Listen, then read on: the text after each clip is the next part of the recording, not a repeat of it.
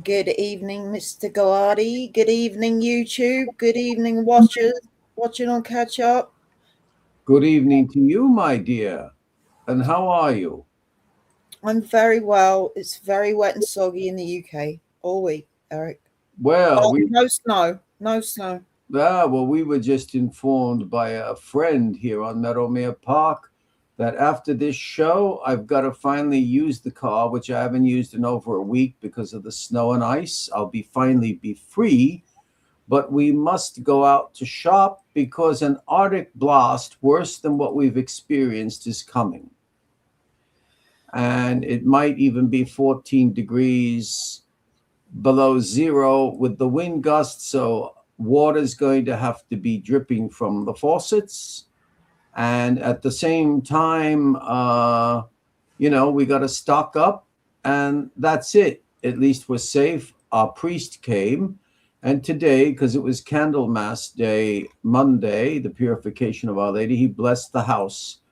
Irena had sacred candles. It was a really beautiful ritual.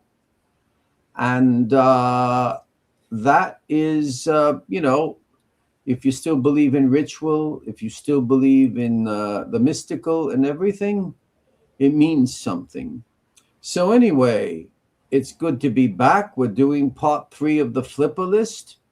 And, talking about Maury Terry and the occult and what he came across, Irena recalled Craig Fitzgerald saying something. He might have said this to her personally, and he might have also said it on a show, that at that time, the information about the occult and symbolism really, even though there was some out there, was not as evolved and developed as it is today. Or let's say back in 2021 up until now. So there was a lot that was missing that he could logically deal with. Many explanations were not out there. We're rereading, I'm reading out loud to Irena a magnificent, immense book, The Complete Revised Updated, Drawing Down the Moon by Mrs. Margot Adler, which is a great piece of literature, objective, no editorializing, which means no personal opinions to knock this or knock that. So Terry, he could only work with what he had. I'm glad that Irena reminded us of Craig Fitzgerald. And so how have you been? How's your week been since the last show? Pretty much the same as always, Eric. What's I your pretty web? much do the same. It's Groundhog Day every day, Eric. You know, I Well, just we have to forge ahead, forge ahead. And nothing to report. in fact, it's possible, if it's true, that Sir Keith Stromer might be resigning as prime Yes, minister. Dharma. Yeah. Well, it Uh, turns out that he knew that Mr. Mandelson was, still in contact with Mr. Epstein after his conviction. And our Prime Minister knew this. And now he's trying to back out of it, saying that Peter Mandelson lied to him and he was played by him. And there's no excuses for it, Eric. and there's proof that Prime Minister Stromer or Stormer? Keir Starmer. Starmer. It's proof Mhm. that Prime Minister Starmer knew this. Well, it turns out Keir Starmer was leaking very confidential information um, to Epstein. And Mr. Mandelson's had 2 properties in London raided today. So they're looking for something. Oh boy, oh boy. Why was Peter Mandelson giving Epstein confidential information from wherever? Well, we don't know, because this reminds me of what people in Britain, the United States of America, were doing with Robert Maxwell, Ghislaine Maxwell's father. The only reason why the Israeli Mossad and then the communists later on centered in Bulgaria were getting secret software and all of that was because people betrayed their own countries. You open the door, you let the thief in, but this whole thing with with Epstein, He's just one of one major branch of of uh, of a culture. It's a culture. It's a subculture, and it involves people who could be very, very poor and extremely wealthy and in between, just like the congregants in a church, as I had once said. I said that on the show about Hedda Nussbaum back in 2021. So I believe 2021 or 2022. I said that to Detective Sergeant Mike Cordella. So anyway, Patrick Thomas says it's sorry, I'm sorry if I'm echoing.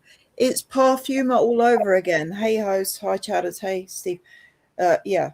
Yeah, well, the Profumo affair, I don't know. I mean, yes, something was going on there with espionage, but I'm not one to scandalize if somebody should fall and go with a prostitute or have an extramarital affair.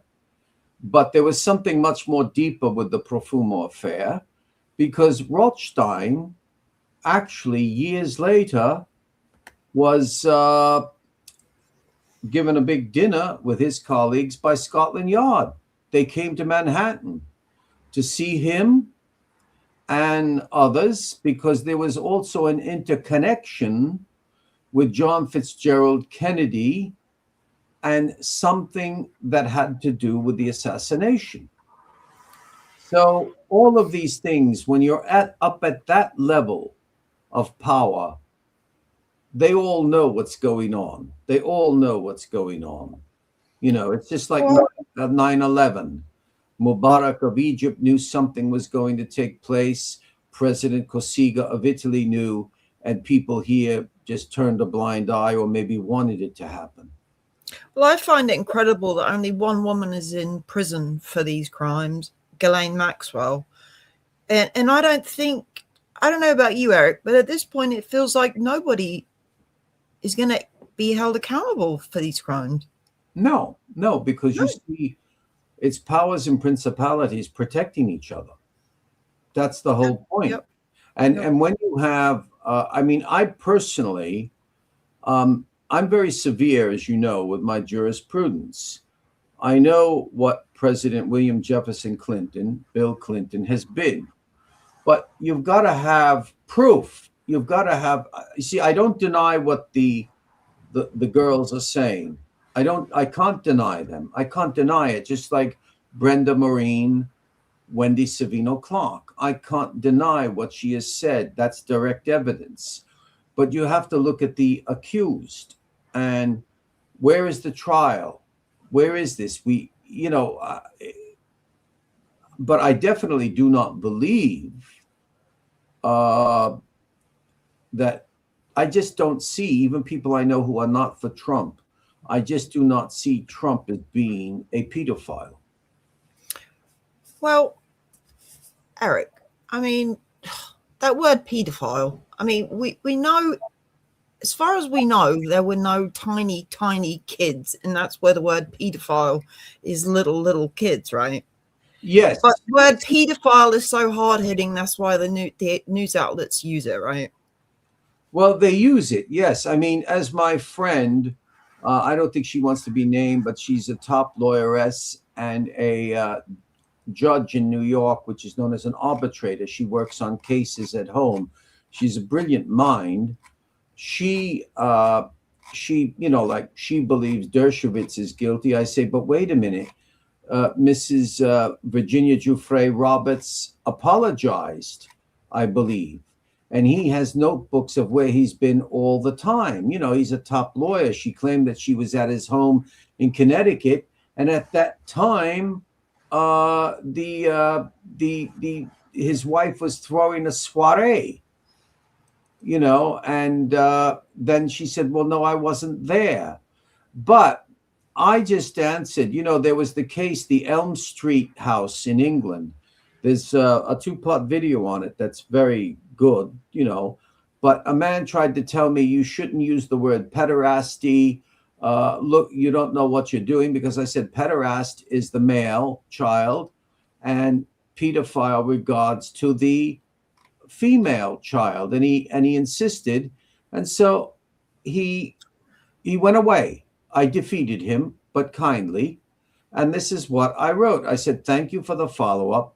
No, sir, I'm not wrong. I go back to the ancients and the fathers of the church." And I wrote in Greek, paid, meaning, which in English is boy, child, plus Greek, erastes, in Latin, English, lover. Pederasta, paiderasti, newer pederasty. Therefore, it's man, boy, love, not a girl. Pedophile is the girl child. Pederast is the male.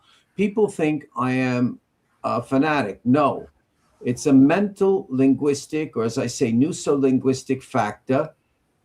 Because if you nullify, Rena, the word pederast, pederasty, and pederastric, then you know what you do. You take away a word from people's minds, and they become laziness of cerebral activity, with the average person of not comprehending the death of evil represented by the North American man boy. It doesn't say adult girl. Man boy love association, known in block capitals as NAMBLA. You see what I mean? So exact words are important, Rena. And, obviously something happened with Epstein, but I just said to Irena yesterday, I still find it strange. Ghislaine Maxwell is like she seems to be treated like a mafia don in jail. I don't know if she's comfortable or not, but there is something that just isn't right, that you keep focusing on this woman in jail. And I'm not saying she's innocent. I hope the verdict was correct. But then she can't tell everything about the Black Book. She can't give the names. The judges don't permit that. And yet we keep having overt news reports about these sexual abuses of girls, whether statutory rape or pedophilia. And what's the use of keep talking about this when we can't have the object at hand revealed? Well, another subject you wanted to bring up, Eric, regarding Mr. Manny Grossman, because the comment got deleted, didn't it? Yes, you hit the nail on the head. When I said revealed, you picked that up. Okay. So as you know, I'm not out to shall I say, argue with anybody or anything at all. But here is what, I got a reply from somebody saying, "What's that famous line by Jack Nicholson? You can't handle the truth." Well, Manny can't. I agree that he's become deranged, according to this person, living in his own reality and using fake accounts like Ironworker. I have evidence Manny warped the truth on the Savino case, but I cannot reveal who told him. Neo is right. Manny is a fraudster. This is why he deleted your comments, because you called out his lies. Maybe you can reiterate that in your next video. And I'm going to do that because I'm not out to hurt him. What I did was I wrote to Manny. I felt sorry how Dana Dudar, Christina Clough, and Parker Fate are out to frame his father. I think that's cruel. And he wrote, "I personally don't care who she's affiliated with. She told lies about me and my family, and she will forever be hated by me." That's Dudar and Christina and everything. And then he says to me, and by the way, Eric, I know it's now, mind you, this is encrypted. I can get it, but if you go on his site, you can't. "I know it's tempting to want to change history to suit your current crop of friends, but that lie you told about not knowing what Maury's files were when I gave them to you was really bad. Also, you knew about the Connecticut trip as well. I would like to know why you lied about that on Rena's show." Now, here is my answer, which was taken down. Categorically, and the truth. No lies, no lies. You gave me files on August 22nd, 2022. That's 1 day shy of a year after I started in 2021. Actually, a file vulgarly titled MT Shit, with many documents which I never opened and kept it in my documents. I never looked at them until the end of April 2023 after you did the shows with New York Police Detective Randy Jorgensen. Second, I did know about the Connecticut trip, but not until some time later while we were still together. I didn't know it had to do with Mr. Joshua Zeman until you told me along with the story that you discerned that Messrs. Carl Denaro and Maximilian Häusler were plotting against you, other than the crackpot idea that Miss Ginger Nichols was Mr. Häusler. My not knowing, or it's the other way around, Häusler was her. My not knowing was meant from the very beginning when I joined you and Mr. Jason Goodman in 2021. The scanning at Connecticut was only related to me well after we had been video podcasting when you forwarded to me the file. I did not lie.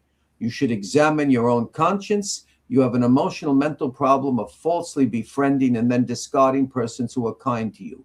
You allowed yourself to engage in the same vulgar behavior, the antisocial derangement of the so-called Son of Sam community. A shame. God bless Eric. Now, don't think I like doing that or saying it, but I was called a liar on your show. This is not a vendetta on my part, right? And I still have the original file that says MT shit before I cleaned everything up. So it's, in fact, nobody even knows who scanned what. I put different titles. So, it hurts me because I love doing the shows with him. I mean, if you look at some of the past shows, they're really exceptional, some of them, exceptional. But I'm sorry, I had to come out with the truth. I don't want to hurt anybody. That's not me. You know me. I don't hurt people. But, Steve Sipos says discards when they are no longer a benefit to him. Yes. Discards. Yes, discards. Discards when they are no longer a benefit to him. Great comment, Steve. Yeah, yes. Steve. I wanted to ask you, Eric, were you friends with Manny prior to them going to scan the documents? No. Right, so why would you know about it? That's right. I wouldn't know anything about it. I didn't know a thing. In fact, I just don't understand the logic. When I look back, you see, because I have a very broad cultural experience in life and I'm rather intellectual, but I also have an autistic spiritual. I enter into the world of imagination. Not that I fantasize, but anything is possible in life. I've known people with the most eccentric, not normal behavior, yet not criminal. So I take a person at face value. I as I've told people before, I only knew of Manny when Rothstein said it was a fellow called Manny Grossman who interviewed Hank. I want to know who this young man was who was permitted to enter Hank's room, apartment. And that's how we met. I didn't know anything that was going. In fact, to be quite truthful, Manny did not care for Joshua Zeman when I first spoke with him. I just don't understand these things, and very, very, very strange. And this case, Eric, is it's been an eye opener. Yeah, and I think not just this case, Eric. The people I've met along the way. Yeah, and I think too much garbage is thrown on Maury Terry. It's very surface level friendship, and people are discarded very, very easily when they're of no use to people anymore. And it's really quite sad, But I've learned a huge lesson from all this. Yeah, I mean, one person doesn't associate with me of two, and I was warned of this person, and this person is working hand in hand with a so-called criminal justice expert. But the other person, I'm almost wanting to say, um, I almost want to say, I hope that maybe she's not been well and she's pulling through. But Very but toxic conspiracy. but it just saddens me because of my friendship with Paul Hart and the clash with Jonathan Mitchell. I can't believe it that people just ghost you like this. It's so immature. It's For grown ass people, yeah, it's very immature, Eric. you know, now Steve says Manny wants to be Maury. Um, well, I well, you could say going to the papers is similar, but no, no. I mean, Steve Maury had his faults, but as I said, I think too much garbage is being thrown on him. No, I agree with Steve. I think Manny doesn't realize he's very, very much like Maury is in regards to manipulating what's been said on documents, on videos. Oh, David smiled when he was arrested, so he must be Wendy's attacker. David snuck out his apartment when he was 10 years old, so he must be the Bronx sniper. I mean, well, I tell you, I can see what Steve and you are saying. Now, I do defend Maury Terry, but I know his faults. I mean, go back. The first person on any of these shows who really lambasted him, and I even got angry with Kevin Murphy because of that tape that we'll never see, is that I get nervous about the lack of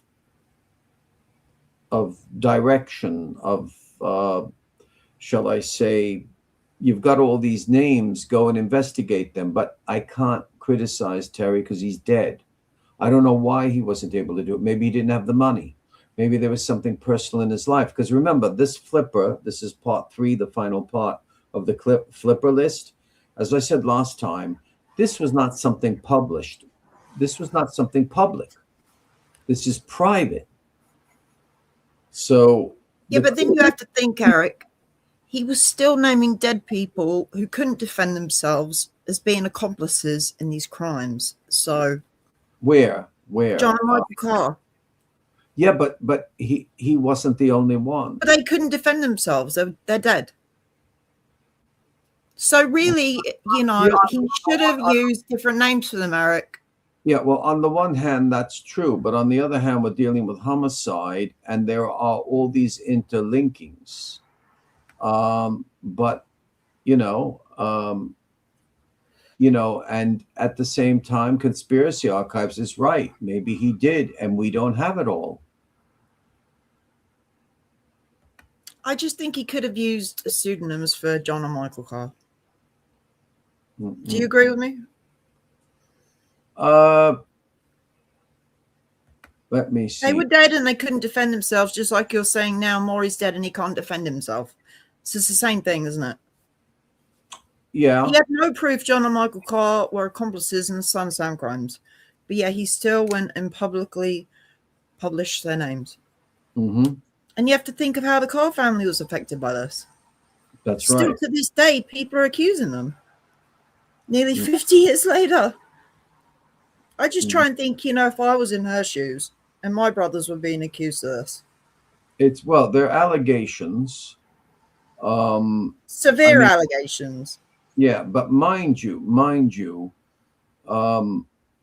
everything was not milk and honey there with those people, but it doesn't mean they committed homicide.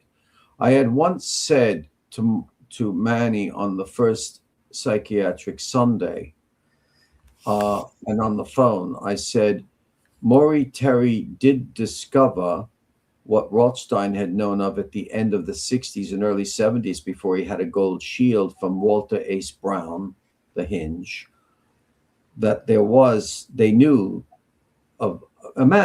that there was a drug trafficking industry, shall we call it, business, from Yonkers to Minot. This was known by the New York Police Department. So I said, what Maury did is he discovered a number of crimes, and he ended up putting them all together as one. You see what I mean? Mhm. But he is enhanced. He is shall we say, in, subsumed by David Berkowitz, who then comes forth with this. That's the whole thing. That's the problem. He is supported with his conjectures about the cause when with David Berkowitz being invited by the cause to a gathering, and that the cars knew, more about the occult than he did, which he had a great interest in.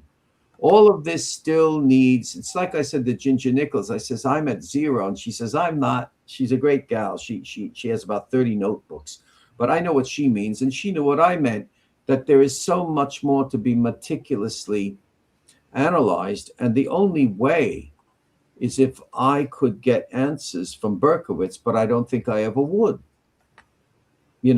Now, keep in mind that Dr. Caparelli was respectful. He gave 2 security names, false names, to the 2 Christian names of John and Michael Carr in his book. He didn't say John and Michael, so he used different names. Dr. Mhm. Caparelli did, and What were their names? Paul and Steve, or Paul and Paul and Peter or something like that. yeah, I yeah. don't have a book Very here. biblical. Yeah, and Steve says tough to view the cars as saints. mhm. What I will say definitely is I believe with New York Police Department Homicide Detective Hank Chinotti, and with Mrs. Wheat Michelina McCabe Carr at the time, I do believe that John Carr was murdered. That I do believe. The logic of both of them, Chinotti analyzing it forensically, and Wheat Carr bringing up some facts about preparing documents and bank accounts, and I know, but then I go back to the story I've said before. Someone I know personally. I know what you're His girlfriend, she got up one day, didn't show any signs. She was going shopping. Turns out she went to the local railway bridge and unalived herself. And she'd given no clues that was going to happen. Yeah, you see, that's the whole thing. I was just thinking that just as you started. Then again, we never, ever, ever know. It's just like a mass murderer, like Dennis Rader, bind, torture, kill. Nobody ever, ever imagined what he was. Never in their wildest, a community man and everything. So we never really know. We never know what is taking place. Well, we know that John Carr had attempted to unalive himself several times. But it's Mhm. like you say, then people could say, oh, just because he did it then doesn't mean he did it that day. You see, the thing that really gets us, the thing that is really um, painful in all of this is, I want to try and always believe the dictum of support your local police. That is very, morally, that would be a beautiful thing. Support your local police is what should, we start with. But so many of the local police are screw this up, and that's what's making all these bloody that's what's making all of this mystery. The police have caused mystery because of, I don't think that they necessarily did very, very good police work. Some did, not all. And the different stories about this, the shooting in Minot and not asking enough thorough, authentic questions. That's a problem. That's a problem. And the way people, everybody, even people who criticize you and I and others, people can't get everything from the New York Police Department about the Son of Sam case. They can't even get everything about the Wendy Savino shooting. Now, perhaps somebody on the inside can, maybe homicide detective Robert Klein, who's now working with a criminal justice. He's still investigating, but now he's private with a kind of criminal justice organization in New York. But I was told by somebody that Manny said that the Wendy Savino shooting file is not that big or thick, right? Mm-hmm. Well, I was given information that it is thick. And this doesn't come from a Tom, Dick, and Harry, but I can't reveal who my source is. That it is a very thick file. And here it is. Wow. All I want is the Detective Division 5 from 1994, 5 meaning ongoing, and nothing. Hi, Stuart. What's up, Reno? What's up, Eric? Hi, Stuart. What about Flipperless? I'm all ears now. No dog ears, though. Mm-hmm. Shall we get on with the flipper list, Eric? We're half an hour in already. Yeah, well. Third and final part. You brought up subjects, so I'm ready. Right. This is the third and final part. There's 5 pages left. This is a partial list, right? Involved witnesses. Non-involved witnesses. 28th of August, 1997. And like, the video we did a few months ago on the Maury Terry book that was never published. Mm-hmm. I think these names were going to be included in that book, as I went over in that video. Yeah, or one of the two. Remember, there were 2 books. 2 books. Now, this is one day after he made the other list of involved. This is August 28th. The other was August 27th, if I'm not incorrect. Your memory is probably better than mine. Yeah. Okay, we'll take turns reading. You can start, I guess, unless you want to do everything or whatever your decision. All right. So we've got a character named Chuck Flood from Yonkers. Don't recall hearing that name before. Mm-mm. Friend of the cars, involved in drugs, also known by DB. Not a cult member, but has some relevant info, had offered to talk to Maury Terry some years ago. Not yet contacted. Last known address in about 93 was at 245 Rumsey Road, Yonkers. Uh-huh. Again, mm-hmm. Not yet contacted. Right. Well, none of them have been. No. And Steele, Steel or Steele, Manhattan. Crucial witness told New York Police Department in 1977 that she saw David Berkowitz at Process Manhattan headquarters with Father Laws of the Process Church of the Final Judgment. David Berkowitz confirms he was indeed there with Laws and others. Okay, so Berkowitz has confirmed this. That's only the second time in this list where we have a confirmation by David. Now, where did David confirm this? Have we seen it in writing? I don't know if it's in writing or not, but I take his word for it. It's private. Remember, this is private. He's not putting it out for propaganda. This was never released.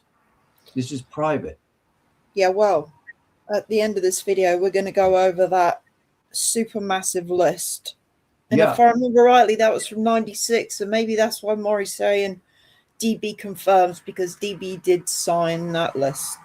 Mm-hmm. So, Linda Harrison, ex-member of the Process, crucial witness, stated on national TV in 92 that she saw Michael Carr at a mid-70s Process meeting in Chicago. Also stated on there that she was convinced DB was simply a hitman for Process. told Maury Terry the same thing off air, included her certainty she'd met Michael at the Chicago chapter meeting. Was in California in 94. Now, I seem to remember of a woman stating that on television. I wish she had put where on what the television network was, what station of national television. All right, so it says a hitman for the process. Why would they employ David to be a hitman for them, Eric? What? Just out of curiosity. Well, the only thing convinced David. Oh wait. Well, she was convinced. That's her being convinced. Mm-hmm, mm-hmm. The only thing I could think of, but it's a long shot, because Berkowitz never tells Dr. Caparelli in the book Monster Mirror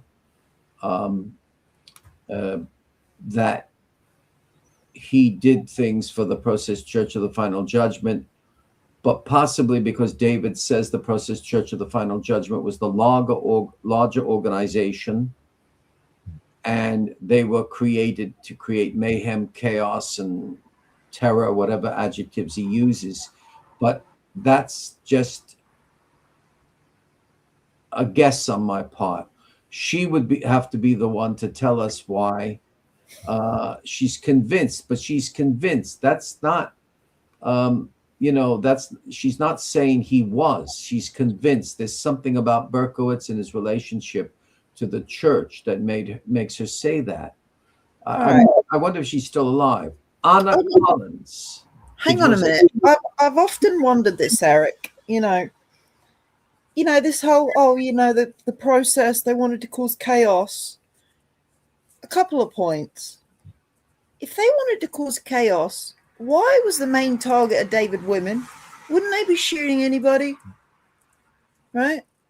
And another thing, if they really wanted to cause chaos, the shootings would have continued after his arrest with the 44, because then everyone would be thinking they caught the killer, and then the killings would have continued, and that would have really caused chaos. But the fact that they stopped as soon as David was arrested. Well, yeah, and also, why would people who are so upfront wanting to cause that chaos and diabolical mayhem have publications and go around proselytizing? My friends saw them in Germany also at around the same time. They were everywhere, like the Hare Krishna people. Now, obviously, they had money, but then again, sometimes even without money, if you're a militant, you can have the fervent, fanatical belief of a St. Paul and go forward. But then I also go back to where Chinotti told Manny he thought it was far-fetched about certain, I don't know if he named the process, but that it was far-fetched that there was a group, even though he believed Berkowitz was not alone. Steve says virgins are pure blood. How would they know that they're virgins? If they're necking in cars, chances are they're not virgins. Well, let me tell you something. I'm not going to name anybody, but one of the women, and I'm not putting the lady down, one of the women, and I won't name this woman, what virgin? She used to walk along the street. I know, Eric, but this could be just hearsay. Come on. What, the virgins? You know what you say about her, like being a bit promiscuous. No. I have a friend and his friend. No. She was known in this group with my friend. And he's not a filthy person who speaks like that about a lady. But what happened is that after the shooting, she just became very, very different, Oh, I should think she did. Yeah. So here we have somebody who has possibly two names, Anna Collins or Anna Thomas, or maybe it's a married name and maiden name, from the Bronx post office, potentially a very important witness, worked there with David Berkowitz in 1977, very close friend of his, saw David Berkowitz meet conspirators after work, but didn't know what was up till David Berkowitz's arrest. not yet contacted, said to have married a Quinn or Quigley later on. I remember the name Quinn or Quigley now with regards to this lady. I'm sure I've seen her on an old news footage. I'll see if I can find it and I'll post it. She had long brown hair, and she spoke quite nicely about David. Mm-hmm. Mm-hmm. If I can find it, I'll post it. Did you have something else to say, Eric? Yeah. How does she know that the people that David met were conspirators? Conspirators, yeah, yeah, Who are the conspirators? yeah. Robert Bronner, Bronx Post Office with DB. What does that mean? Worked at the Bronx Post Office with DB? Yeah, probably. Yeah. Another close DB pal on the job, Bronner phoned NYPD right after DB's arrest to ask if he was implicating anyone else in the shootings. Strongly suggests Bronner saw her things that he put together after DB's capture. Caution. Bronner's father was on the Sunshine Task Force. Not yet contacted. He is believed to be in Orange or Rockland. And something on the side there says something now dead. Those are counties: Orange County, Rockland County. Oh, um, Frankie now dead or something, someone now dead. it's with an F. Oh, father now dead. Father now dead. But we don't get the name of the father. You probably knew it. We don't get the name of the father. And so it's very interesting. Did this man, Bronner, get information? Did his father ever speak about Berkowitz? Was his father one of those law enforcement officers who believed that that this was not just a sole shooter? Patrick Thomas said he got his targets from the demons, didn't he? Yes. Mm-hmm. Good point, because in the Klausner book, this goes back to Wendy Savino. David said he thought he found a target, and the demon said no. She looks too old. Carry on looking. So take for that what you will. Yeah, and yet she looked very younger women. She actually kept herself well. She looked very young. I mean, she was only another thing with Wendy. She was married. She had kids. None of the other victims married with kids. Yeah. Charles Courtlevin told New York Police Department in 1977 that he knew David Berkowitz from Bronx Auxiliary days and later saw him in Son of Sam era around 241st Street and White Plains Road, significant area regarding Zilberstein, Nicole, Speranza, etc. Also significant in terms of process, Courtlevin stated to cops that David Berkowitz then possessed and wore Nazi insignia, has a sheet from New York City. Has a sheet? What sheet? Don't know what that means. Current location not yet established. I never heard of David wearing National Socialist political garb. Well, in the Abrahamson letters, as you fully well know, he does reference Hitler several times, doesn't he? Yeah. If I remember clearly, he does. But yeah, I can't imagine David wearing Nazi insignia. No. Somehow, no. Do you? No, unless he was at a fancy dress party one night. Well, just like Prince Harry did years ago, and he got in trouble for that, didn't he? Yeah. John Whelan, Yonkers, important witness on James Cahn's driving the yellow VW. So James Cahn lived in the apartment building at Pine Street, right? Mm-hmm. And he's the one that unalived himself. Unalived himself? Yeah. When I think the Queen's DA, don't quote me on that, but he was going to be questioned and he lawyered up and then he unalived himself. Killed himself. Yeah.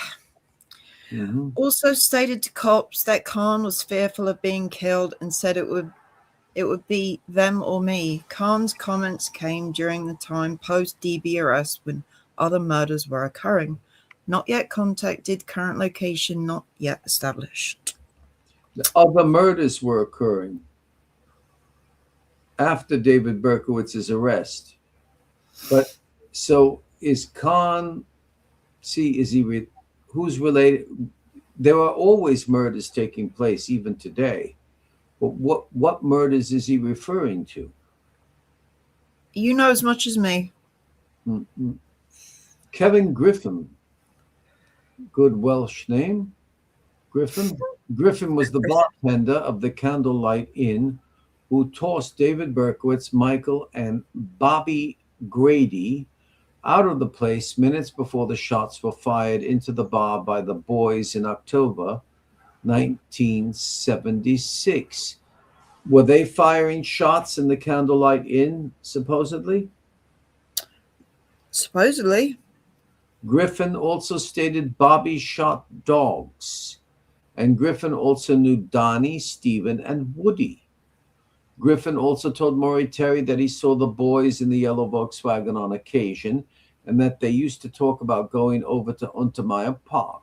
Griffin also stated that it was Wheat Carr who shot out the clock in the Candlelight one night. Well, she's not one of the boys, although, the boys are here and they have a mascot. Not yet contacted. Current location not established. Jack Tracy, owner of the Candlelight, was very evasive years ago, but undoubtedly knows much. He also may be the Jack Tracy who owned Jack Tracy's Schwinn Columbia bike store at 298 South Broadway, Yonkers in the old days. And then later on McLean. If so, that could make him even more interesting. Not yet contacted, current location not yet known. What would make him more interesting? Why would he be more interesting? Go back a bit. I want to see. It would make him more. I see. More interesting if he owned the Schwinn Columbia bike store. Wonder why. Well, David had a bicycle.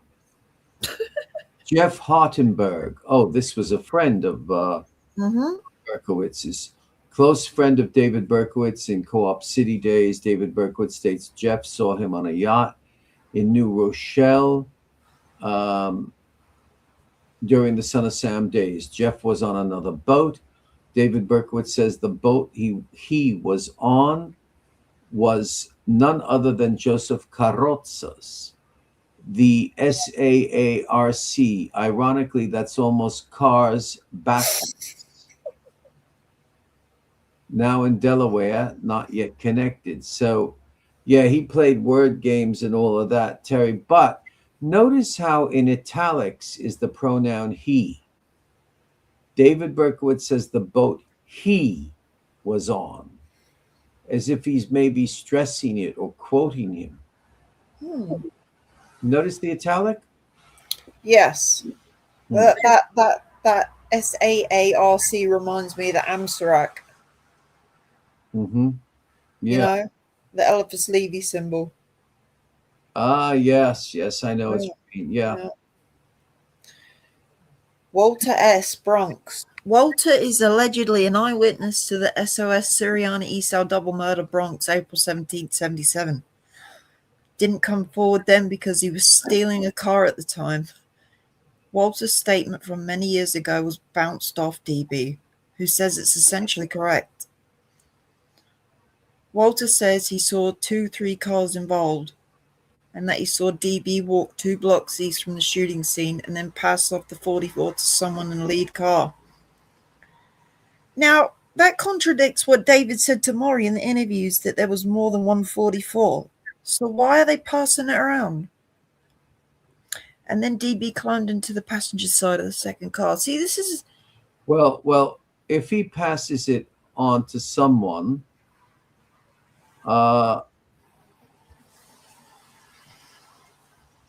Who does the shooting? Berkowitz, it seems, right? So then he Yes. passes the. So if he's found, he doesn't have a 44 caliber, Well, he had it on him when he was arrested. right? But not here. Conveniently. Yeah, not here. He gives Yeah. it to his colleagues, and they drive off with the gun. They arrest him. No, there's nothing here. Right. Tony R., the Untermeyer artist. Crucial and non-involved. Hung out with the various cult members at Untermeyer for a few weeks in June 76, just before SOS began. Stopped hanging out when they tried to recruit him and talked of animal sacrifice, etc. Saw Eggs, Doc, Sunshine, Teresa from Hastings, or Dobbs Ferry, etc.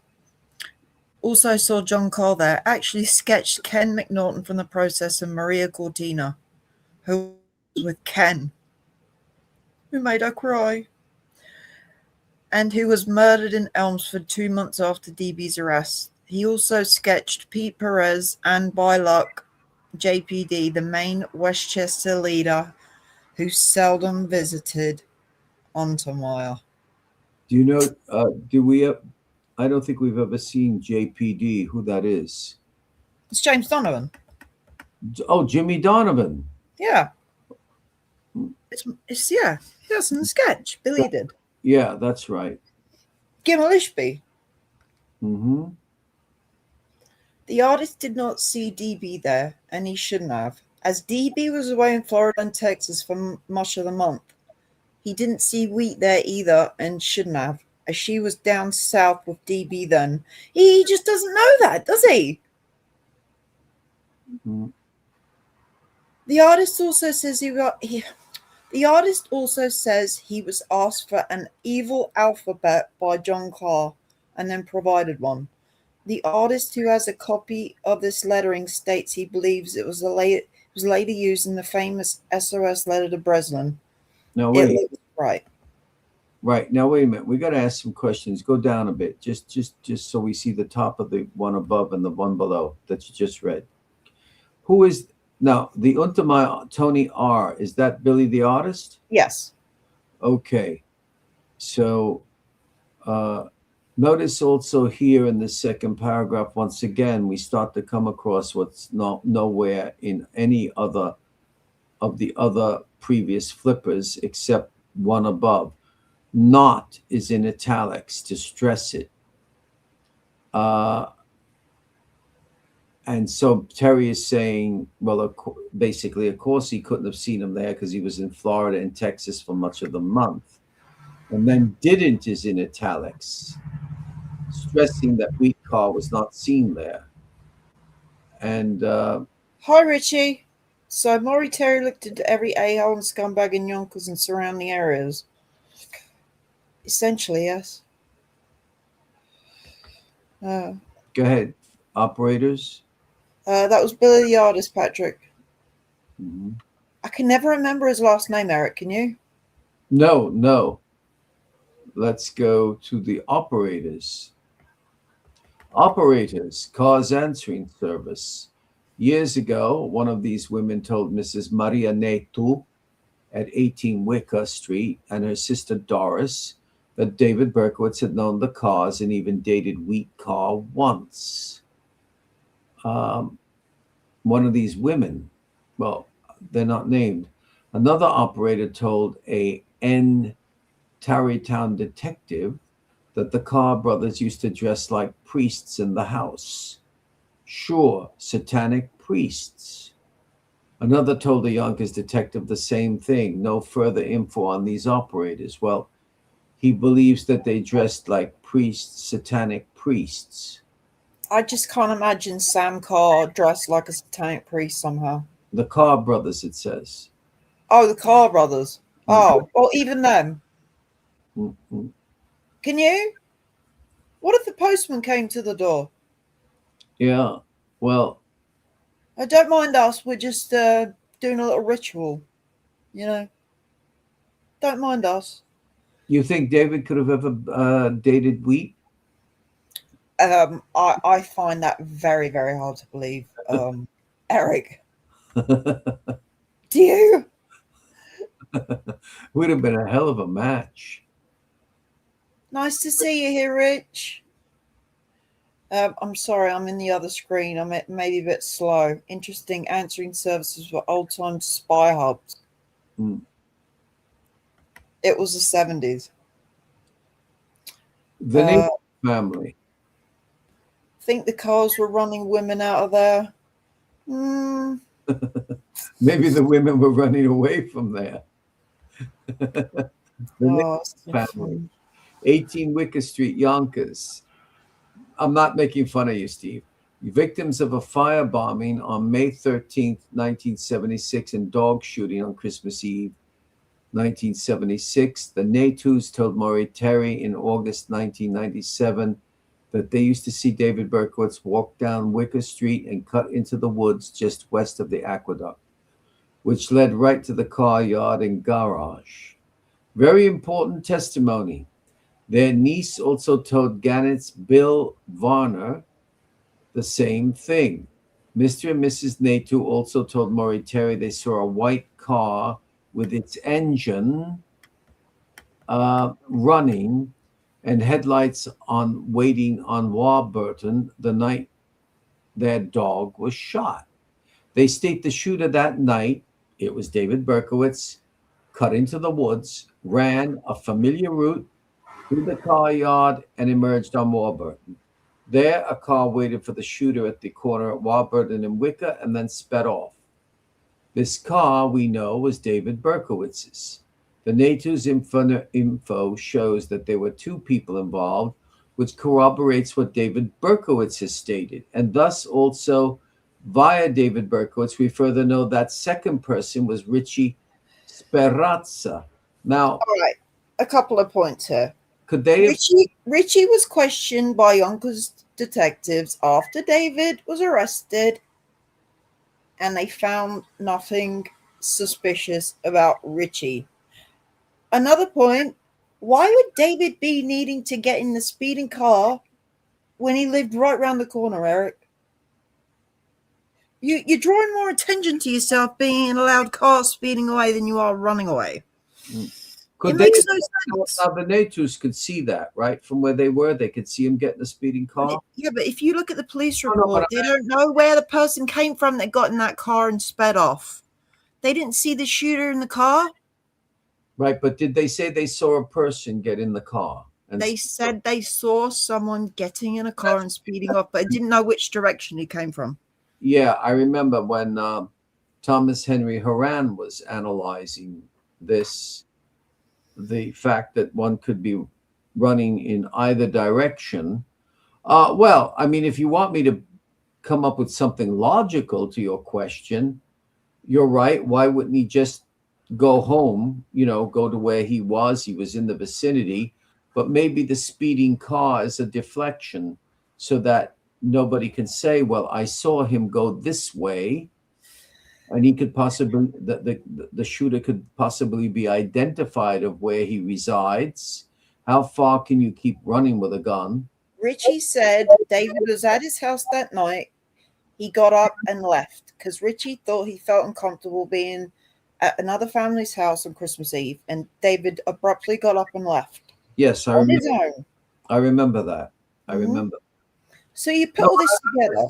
I'm just coming up with the thing about why you would take a car because you asked. Could there be a logical reason? I'm not saying it happened or didn't. I'm just saying you asked that question.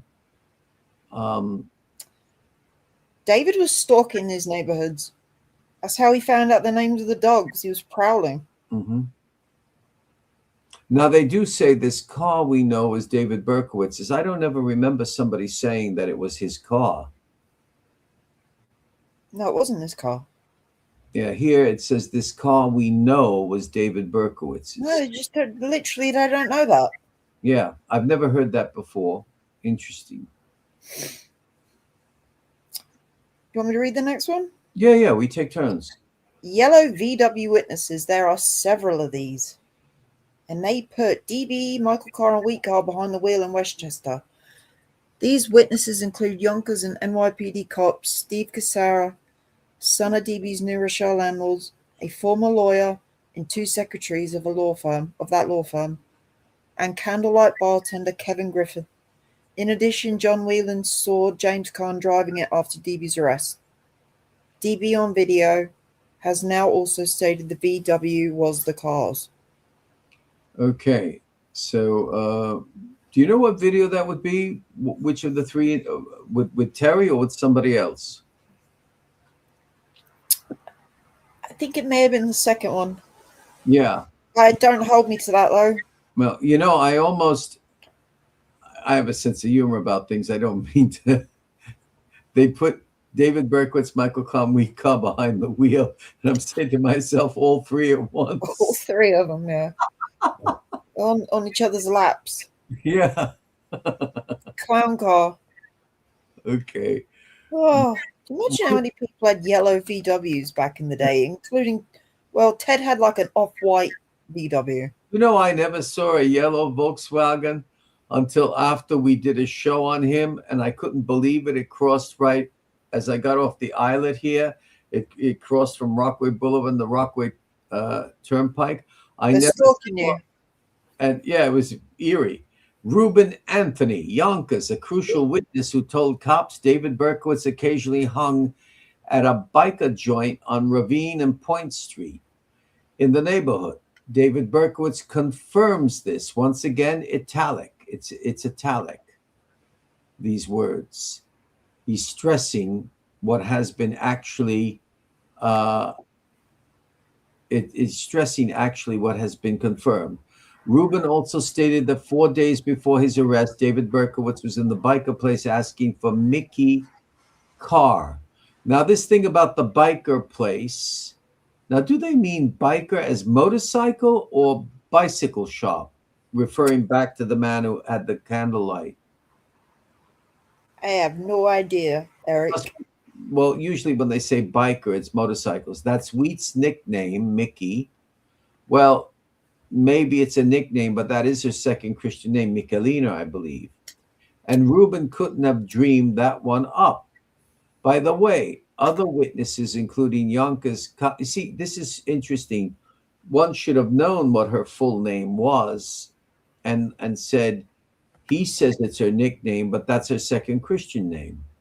So that's Wheat's nickname, and Reuben couldn't have dreamed that one up. By the way, other witnesses, including Yonkers cops, confirmed that Wheat hung with the biker crowd.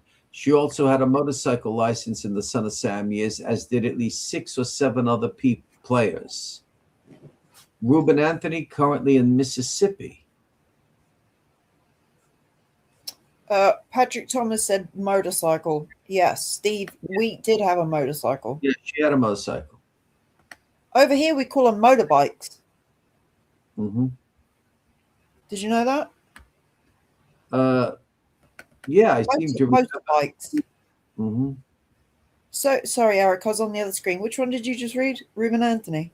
Yeah, you read now Son of Sam Witnesses. All right. Son of Sam Witnesses. Though not directly related to the current investigation at this time, they may enter the picture at a future date.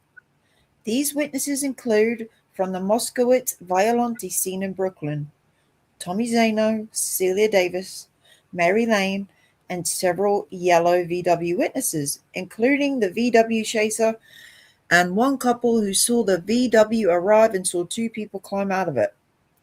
From the Voskarician scene, Queens, Amy Corman and her brother and Ed Barlow. From the Freund scene, Queens, Mary Hart and John Deal, Christine Freund's boyfriend. Mm-hmm. So if I scroll down, from the Laurier scene, Bronx, Jody Valenti was wounded when Donna was shot. She knows much more than she said. And Donna's father, Mike Laurier, from the Lamino De Masi shooting, Queens. There are a couple of witnesses from Placido Lupo at the Eliphas, Queens. There are a few witnesses, including the one who saw the sandy-haired man with the mustache flee the scene with his auto lights out. From Sirianni East South Bronx, we have at least Walter S. noted above. The Denaro scene, Queens, seems to be only one of the 8 Son of Sam scenes without outside witnesses. That's Now, quite helpful. interesting, but here, she knows. So Jody Valente knows much more than she said. It would be interesting to know why he said that. This Son of Sam crime scene witness list is not complete. Summary regarding the current investigation as of 8/28/97. No friendly witnesses have been interviewed by Yonkers PD. Take it from there, Eric. Yeah.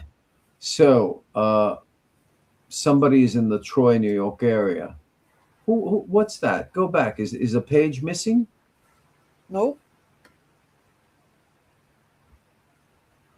Uh-huh. Why do you say that? Well, contacted young, but okay. Locate. Oh, no witnesses in the Troy, New York area were contacted. It seems. Okay, Billy Brennan, Bronx, dubbed the Ghost of Christmas Past. Brennan was a Bronx boy of about 29 when he murdered a black guy on Christmas Eve of 1977 for a unique reason. The victim kissed a white woman.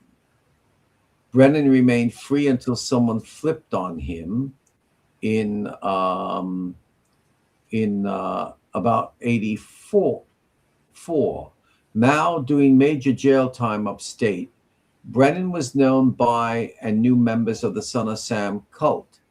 Brennan, whom a prime source has confirmed was involved with the cult, also made statements to a Maury prison source in which he stated he knew David Berkowitz and company from the streets. Brennan also told this Maury prison source that he had knowledge of cult murders of kids and buried victims on the Willowbrook grounds in Staten Island. Yeah, that is also mentioned in the film by Miss Barbara Brancaccio and Joshua Zeman, Cropsey. For various reasons involving the Process Church of the Final Judgment, Unterpine Park and Gardens, and child killer Andre Rand. Oh, there we have it. Formerly of South Fenway Street in South Yonkers, this alleged Brennan statement is very significant. And on the side, it says, can't really get that, Bradley Avenue, Shore, side of West Broadway, it seems to say. Anyway, further. We've got a comment from Lorenzo. It's important, but let's read this first, finish this last paragraph of Brennan, and we'll read Mike. Go up a bit, sweetheart, so I can get the full paragraph to finish it. Can you scroll up a bit? Yeah, okay. I'm doing it. Further, Brennan was involved in weapons thefts at the Kingsbridge Armory in the Bronx. In italics, David Berkowitz had the Yonkers phone number of this very armory taped to his wall at 35 Pine in Yonkers. I never knew that. Brennan, on this armory matter, was linked to a National Guard general named Ehrlich, or similar, who was a close associate of Bronx Congressman Mario Biaggi, himself a former New York Police Department member, rumored to have been involved with the mob while employed by the New York Police Department. Mario Biaggi was very famous, Rena. He won a lot of citations and awards, and then they tried to say that he was, or maybe he was also on both sides of the fence. Last paragraph. Lest anyone think this is straying from the mainstream. Go up a bit, sweetheart. Okay. It is a fact that Claudia Bingham, daughter of Bronx Congressman Jonathan Bingham, from 1964 to 1982, and now deceased, was involved with the process, as was her also American boyfriend, Robert Hall. Let me just answer Lorenzo, Eric, because I've got this comment on screen for about 10 minutes now. Mm-hmm. He said, I don't wish to cause any issues, please, but in my opinion, I feel DB and Richie Speranza were drunk and DB shot the Neto's dog, then jumped into probably Speranza's car. The Neto witnesses didn't describe DB's car. Yes. And you are totally entitled to think that, Mike. Yeah, Mike. Appreciate the comment. Mike, you haven't caused any issues. Nobody here is going to be contentious or argue. But he goes, I do not believe Richie S. was a co-conspirator in any other crimes. Mm-hmm. I agree, and I think the closest person to David probably was Richie. Could you put back that first one? Because there's the last clause I want to look at again. It made me think of something. Then jumped into probably Speranza's car. The NATO witnesses didn't describe David Berkowitz's car. I never remember the NATO's describing the car. He's probably correct. I never remember that.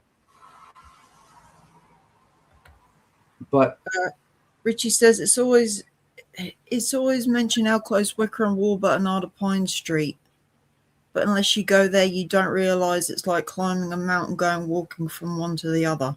Yeah, it's very, very hilly. Mm-hmm. There's something interesting about the last paragraph I read, that Claudia Bingham, right? She's the daughter. Let me just answer Patrick here. It's odd that the Neto dog and the ghost of Christmas past both happened at Christmas time. David was choosing shootings. Well, we know he killed Esau Siriani around Easter time because we worked out he wrote that letter very early on in April because it said Happy Easter. I think he'd gone out looking for a target around Easter time, but obviously because it was Easter, and I don't think many people were necking in the cars. I think he had the letter and couldn't find a target, kept the letter, and then eventually found those two on the 17th of April. Mm-hmm. Mm-hmm. Why would it still say Easter over a week later? You know, Happy Easter. Easter had been and gone.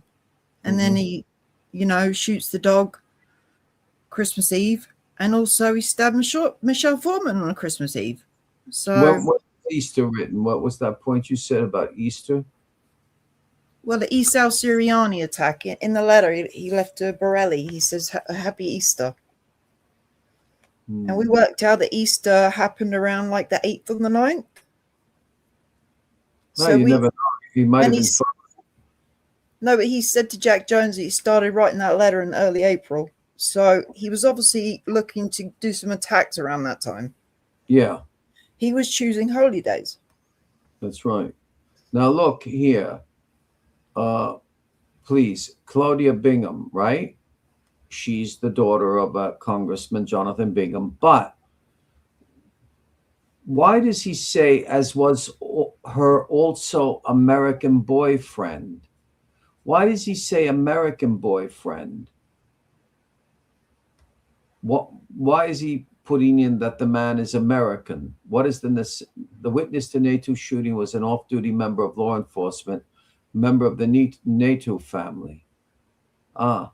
Mike, can you tell us the name of the off-duty member?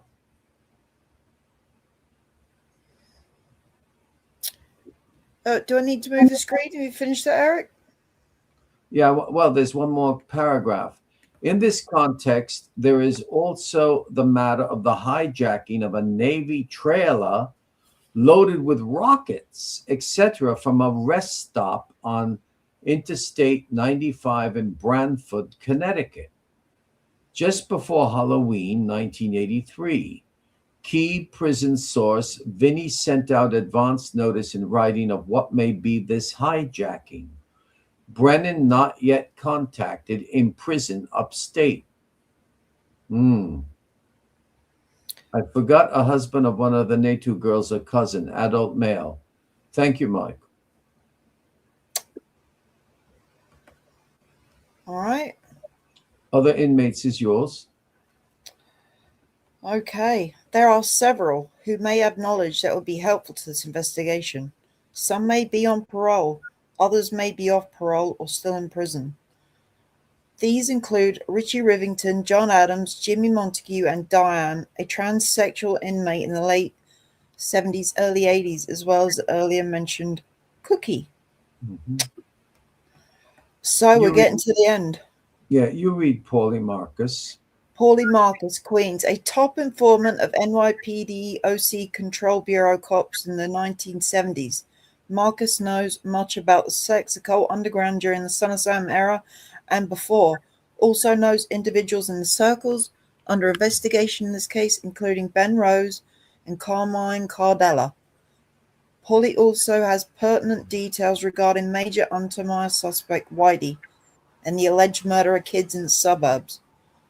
Paulie was interviewed on tape by a retired NY detective on 12/27/96, at which time he provided, and then it just cuts off. Mm-hmm. And then there's this list here. Mm-hmm. Donovan Sr., Donovan Jr., Mrs. Donovan, Joseph Carrozza, Bonnie Desenko, Barry Desenko, Howie Weiss, Dr. Kay Schwartz, mm-hmm. Richie Speranza, Wheat Carr, John Norman Kahn, Nicole Silverstein.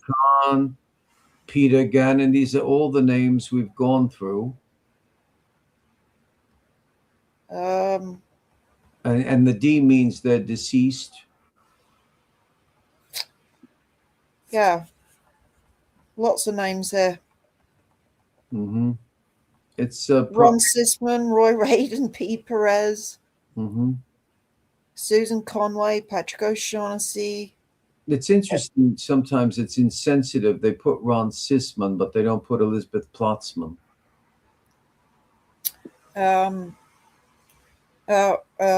Lorenzo says, "Are these Maury Terry's notes?" Sorry, I just caught this. This is Maury Terry's flipper list. Yes, Mike. They come from the file with the documents I released. It's called a flipper list, Mike, and we did 2 previous shows on it. What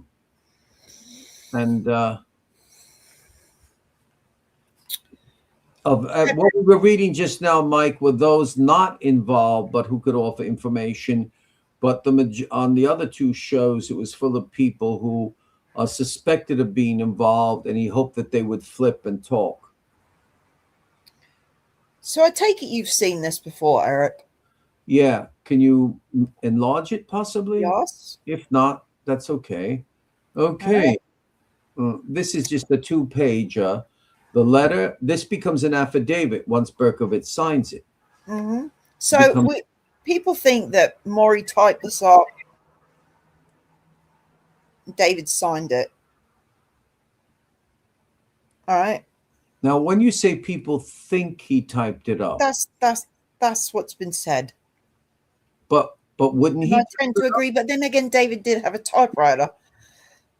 But if you look at the next page, I think Maury definitely did that and David just signed it. Because there's no way David would have all these names at his disposal, Eric. I don't care what anyone says. Well, let's put it, that's fair enough. It's a lot of names, Eric. A lot of names. Right. That's you may be correct, but I can't see why he wouldn't have names. I'm not saying everybody, I'm not saying the allegations are true, but David Berkowitz, we know, wrote very well, whether he typed or hand wrote. Maury needed a yin to his yang. Well, yeah, you need the equilibrium, Mike. An equilibrium is very important. But DB is highly intelligent, but a master manipulator. I don't think Maury Terry ever appreciated that. Mike, in other words, what you're saying, Mike, is that Maury Terry never caught on that he was manipulating him. He definitely did sign it, Patrick. Yeah, so he said, Patrick Thomas is saying, does it matter who typed it? Yeah, because he didn't have to sign it, did he?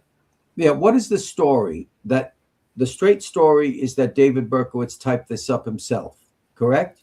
Well, he could have done because he did have a typewriter. So right. What are we told? What are we told? What is the fact we're told that David Berkowitz typed this? I've heard Maury typed it. I've heard David typed it. So Yeah, I know. I thought that Maury Terry gave him that list. You want to read it? Should we read yep. it? All right. To whom it may concern, this is April 5th, 1996. So it's 1 year before the 75 names of involved, and then the flipper list, right? Mm-hmm. It's a year before. um, a year and 1, 2, 3, 4, a year and 4 months, about, let's say, 4.5 months. To whom it may concern, I, David R. Berkowitz, hereby acknowledge that all of the following individuals either were involved to one extent or another, in the so-called 44 caliber case, and or to one extent or another were participants in the social scene populated by myself and others from mid-1975 until August 1977. I have already stated publicly on television that this overall organization included, but was not limited to, a cult group that met in Yonkers, the Northeast Bronx, Van Cortlandt Park, Untermeyer Park, and other locations. These other locations included the Purchase and South Salem areas of Westchester. I have already stated that the 44 caliber shootings were the result of a conspiracy planned and carried out by members of this cult group, including myself. It is a true fact that relevant parts of this conspiracy originated in the city of Yonkers, New York. Okay, carried out by members of of this cult group. But he's not saying that the people on the list all did it. He said one way or another they're connected. You could take that. Richie said, when I read the 99 version of the Ultimate Evil and read the update part, I was interested in Dawn Coon's case. Then that got solved and it left me wondering how her case was even mentioned. Was it Maury Terry? DB? Maury bought his typewriter. He definitely did buy that typewriter. Sorry, Eric, I didn't mean to cut you off. I'm just looking at these comments. Jail is a lonely, isolated place. Any type of communication is important to those in jail. You had several pals. I had several pals growing up in jail. That's actually the worst part of jail, isolation from non-convicts. I'll just read one more from Conspiracy Archives. This is around when they were up Attica talking to Tiny Lentini. Exactly. Yeah. This is when Tiny Lentini had contacted Detective Sergeant Cordella. Very interesting. Carry on, Eric. In addition, this cult group interacted with other friends and affiliates in New York City, Long Island, Connecticut, and elsewhere, and these interactions included social activities like parties. Also, for some, there were dealings in narcotics and illegal weapons, and dealings in illicit pornography and related activities too. There is also reason to believe that members of this group and its affiliates were involved in other violent crimes, including homicides, in New York State and elsewhere in the continental United States, including but not limited to the state of California. To my knowledge, which is hearsay, homicides connected to this organization occurred both before I became involved in this group in 1975 and after my arrest in August 1977. So, when I read about all these illicit things going on, except for the homicide, and all these activities and everything, makes me think of Jeffrey Epstein. The exact nature of the roles these following individuals played in the operation is known by myself, by Mr. Maury Terry, and by another individual whose name cannot be mentioned here. At this time, I am not yet in a position to proceed further than this, to verify that the names on this list are indeed relevant in various ways to the 44 caliber case. Now, that's important.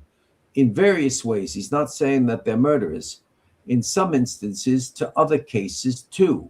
I have decided to take this limited step to ensure that a record is maintained and secured in the event of any unforeseen changes in my situation or that of Mr. Terry. And there has certainly have been changes. I represent that this list is true and accurate. It may not be totally complete, however, as there may be a few individuals whose names have not been included to this point. There also are other individuals whose identities were only known to me by nicknames they used. With that said, and with those qualifiers noted, the list appears on the following page. Now, this is interesting. There's something he said. It just, it, gee, well, it just escaped from my mind what I wanted to say. It may not be totally complete. If I was to hazard a guess, Eric, I would say that we obviously have Maury, Terry, and David in the same room. Obviously, Maury's witnessing this. I think Maury typed this up because it's worded very much how Maury words his letters, and David doesn't really word his letters like this. And I think David just signed it. That's just my opinion, though. It could be either way, but I actually, I'm going to take it for granted. I mean, with that said, and with those qualifiers noted, the list appears on the. Well, actually, I have to say that it actually, it's actually even written. If we look at what we've just read, the personal notes of Maury Terry. Yeah, Michael Lorenzo agrees too. It's worded very, very much like how Maury words his letters. Or it could be that Maury Terry reformatted what Berkowitz originally wrote and put it into a better literary format for reasons of legalities. You see what I mean? And Terry wrote it up. It's more of a legal type. I mean, look at these names, Eric. No, but listen, Rena, it's a very legal, it's a somewhat legal type of letter. Yes, and that's the point I was going to get to, Eric. I think this is when he was thinking about doing that second book, and he got David to sign it to make it look official. So he could take to the book that, the book publishers, look, I've got the son of Sam has signed this letter. This is legit. This is official. Okay, he asks David to sign it, to confirm it. Will you put your signature to this? So he needed it for some reason, didn't he? Yes, but David Berkowitz was not forced to sign it. David Berkowitz could have refused, the way he refused the Queens County District Attorney's Office, the way he refused to be interviewed in this period with Mike Cordella, right? He could have refused, and yes, so I wonder. He didn't.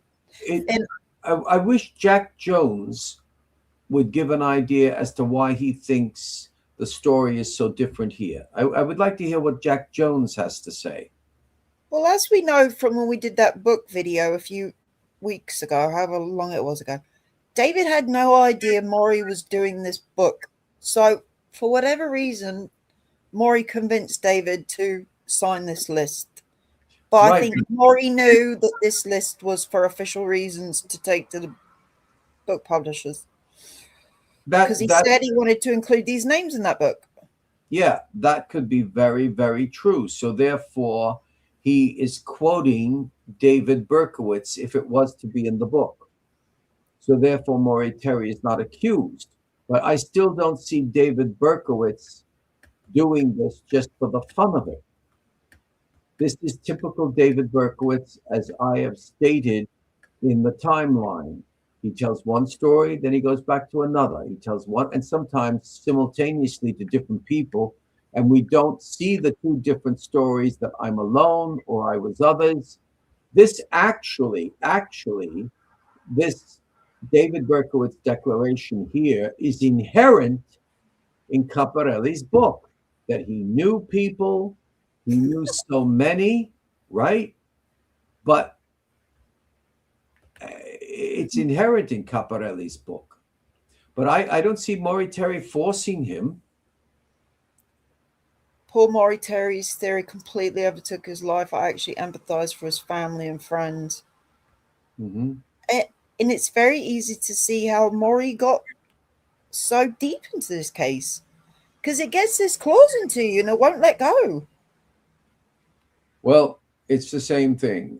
As I quoted before, what Craig Fitzgerald said, that my wife Irena reminded, he didn't have all the information he could about symbols, occult, and everything. It was a totally new. It was something totally new for him. It was a subject he had never ever looked into before, and I think that with all the events that took place, the murder of John Carr, uh, everything that was so, the cover-ups, the revelations, I think he just got lost in a twister, and Patrick, no, I do not see Tiny Lentini on the list. No. no, he's not on the list. Do we want to look at that list a bit slower? Oh, you want to look at the names? Yeah, I want to look a bit slower at the names. All right. Let me start at the top. Yeah, at the top. I want to look a bit slower. Okay, so we have the Carr siblings, Silverstein, Nickel. Okay, now wait, there's one thing we have to bring out.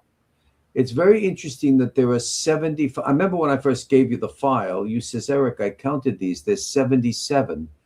No, 75. And yet there's 75 on the flipper list.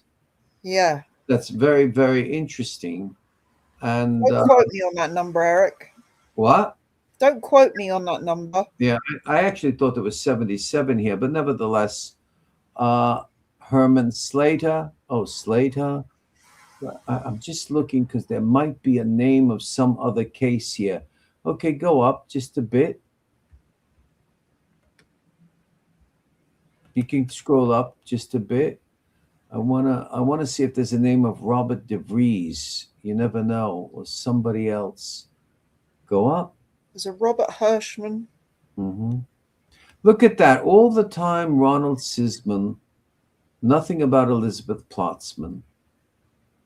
So he's got Phil Falcon, Jerry Berg. Wow.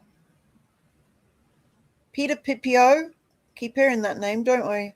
Yeah, Peter Pioppo. Peter Pioppo. Roy Cohn. He's the Roy Radin. He's the famous Ron Spachala. We have a file on him. That dude is crazy. Oh God in heaven, how diabolical with his daughter. Oh, don't even go there. No. So, but imagine he protects. He's protected by naval intelligence. Disgusting. Dr. Kuno Schwartz, S. Neil Fujita, Alfred P. King, Robert D. Grimston from the process, Ken from the process, Lars from the process, Dominic from the process, Christopher Fripp from the process. The whole process is here. Mm-hmm.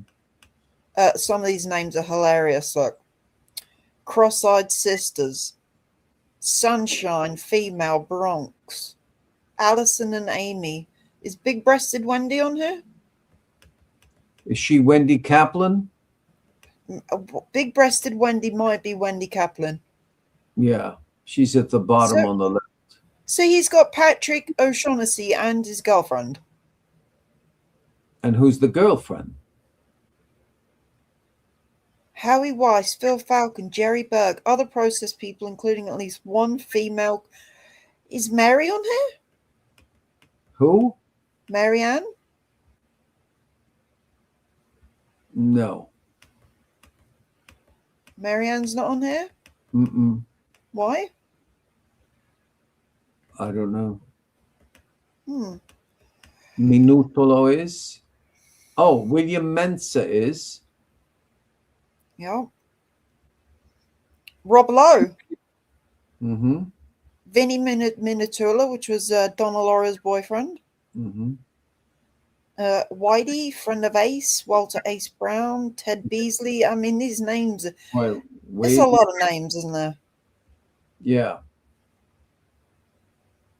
And all those people have miraculously somehow managed to, not one of them have been arrested. I wonder if this could be considered perjury if it's a lie on the part of Berkowitz for signing it.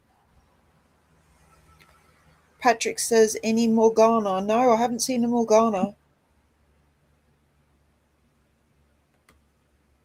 Mary is doing Foundation Faith at this time. Mm-hmm. Right. See, I haven't really looked in the classes. That's true, Patrick. But at this time, everybody had, the Process Church of the Final Judgment had become the Best Friends Animal, or different groups. They had various names. Dick Grimston also at that time was, yes, that's right. No Trackman on this list. Yep. Steve Trackman. Good point, amigo. No Reeve Rockman, no Steve Carlin. Not perjury. It's not an official court statement or criminal complaint. Thank you, Mike. Thank you, Mike. Thank you. Yeah. What do you think about this list, Eric? Well,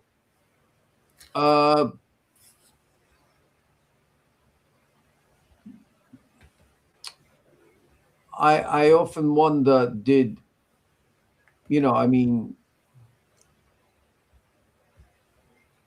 I tend to think Maury Terry showed him these names. And a lot of this, now wait, is this April 1996? So this is before Terry had anything to do with Rothstein, because a lot of these people are in the Rothstein files. April 5th. Yeah. And I don't know if Rothstein gave any information about all these names to Terry. I don't think so. I don't think so, because there would be other names there, like Willie Dunn. You see what I mean? Ace Brown is not here. Ed Skull Murphy is not here. Ben Rose is not here. You see? So I don't think it came from Rothstein,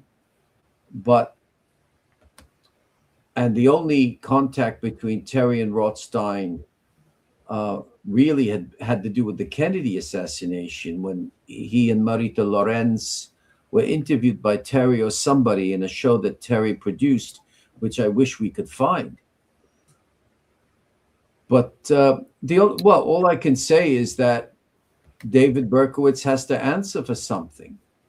Here you are going contrary to everything you told Jack Jones and everyone else, unless on those portions of the Jack Jones tapes that have not been released, Berkowitz alluded to other people.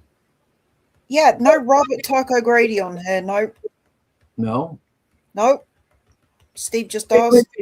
There's Walter Ace Brown. I was mistaken. No Taco Grady. There's Walter Ace Brown. There's so many names, it overwhelms a person. There's no Daniel Carlton Gadjusek. No.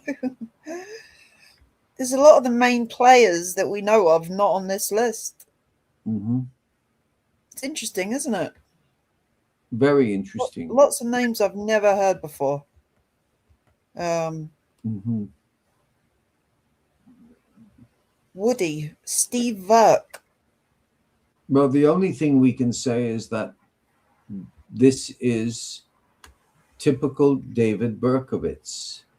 Now he goes another way and claims a collectivity of some sort was involved in the cult. Mike says we can all agree the world is full of some sick people, but putting them definitely in some sort of conspiracy is a long leap. I don't think DB ever socialized with anyone Yonkers besides Richie Speranza. And I agree with you there, Mike. Mm-hmm. That dude was a loner. I tend to think he would have associated with others, Mike, but you know how I think, Mike. I respect your opinion, maybe only with Richie Speranza. I respect you, Mike. I don't discard anybody. I don't discard anybody. It's quite possible. What else can I do but take everything from both sides into consideration? How can I not? Because of David Berkowitz's behavior. Let me go back to my conversing with De Gennaro. He calls De Gennaro and says, I had to tell Caparelli what I told him because to protect people on the outside. And the belief is the ultimate evil. I mean, how can I not look at both sides? Yes. Of course, he is manipulating. He is manipulative. He is. And if he was so worried about his family on the outside, why would he be talking on national TV? Listen, I really wanted to find people who knew him and spent hours asking tons of people and found zilch. I believe you, Mike. I believe you. But Mike, what about the many people who knew him and don't want to talk? What do you mean, Eric? Well, I found by way of his first wife, Lenny Dapolito, she was very friendly and she gave him my details, but he never contacted him.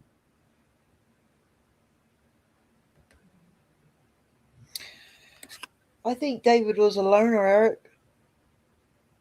Well, yes, there was a loner. I believe you, Mike. I have no doubts about you, Mike. No doubts. I've always appreciated you. The only thing I criticized was maybe the whiteboarding with the Wendy Savino case. But the whiteboarding, Mike, not when you went and interviewed her, the whiteboarding. So she wears a black robe in the Zeman video. So He said he definitely had pals in the Bronx. Yes. yeah. Mm-hmm. And I think that was a big part of what his downfall, Eric. Coming out of the army, all his friends had moved on. But what do we know about him not necessarily having pals in also Manhattan, also on Long Island? Yeah, but that's just hearsay. No. I never heard it. I never heard he had pals there. How do we know he didn't have pals there? You see what I mean? Yeah, but who are those people? I don't know. They've never come forward. Some of them don't want to. Look at what Comparetto did. He threw all the letters away. Whereas He threw them away in real time when David was sending them. He said he was throwing them away. He didn't throw them away after he was arrested. He was throwing them away as he was getting them. And David was sending him signing him up to receive letters from churches and stuff, wasn't he? Mm-mm. I thought he said that he ended up throwing them away. I could be wrong. I thought he threw them away later. I wish Comparetto would come and be interviewed. Sorry, say that again, Eric? I said wish Comparetto would be interviewed by us. I respect you, Mike, but can't respect your mocking Rothstein. No, I agree with you, conspiracy archivist. Mike, when Rothstein I'm talking as a friend, Mike. You've seen how I behave. Mike, you could have always gotten in touch with Rothstein and he would have welcomed you. He's a local Bronx guy, not much of a social guy, going to rock concerts, clubbing, etc. That's how you meet others. But sure, he may have had hiking buddies. Yes, that's true, Mike. But the fact of the matter is, Mike, people can be loners and frequent a collectivity of persons. You could be a loner and be at a party. See, people mistake this, the psychology and behavior of a loner. A loner is not necessarily somebody who is in solitude all the time. A loner can even go out with people and have fun with them, but there's something internal about the loner's personality which makes them a loner. A loner is not somebody who is hidden away in a cave, never seen. No, Mike, he didn't want to, well, he wanted to fit It's not that he wanted to fit David Berkowitz into his line of expertise, Mike. It's just that if you mean that, let's put it this way, Mike. Rothstein came across people who had indeed been manipulated with narcotics mind control. That he came across that, and he wondered. He wondered. He would say, I want to know what happened to David Berkowitz when he went into the army. He didn't say, yes, I know, Mike. I know, and I accept your opinion. But Mike, he wanted to know, was his mind manipulated with narcotics? Now, recently someone told me, I think it was Paul Hart, who told me that David Berkowitz had stated something about being given lysergic acid diethylamide, which is LSD, in Louisiana.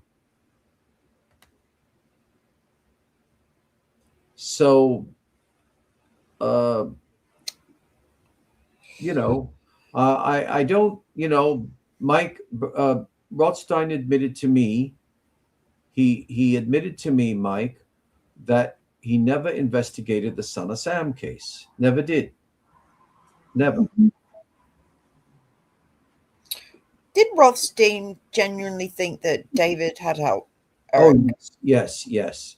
Based on what?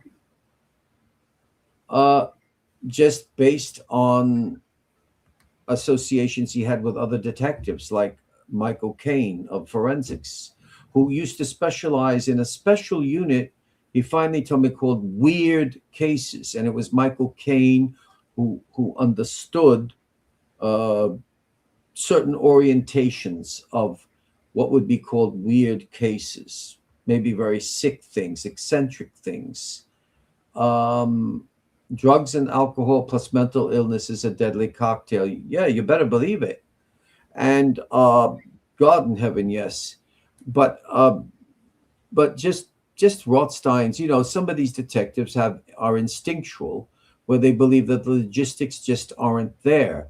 Now, there has to be something unique about this case because think of this, Rena, and I'm not trying to change you.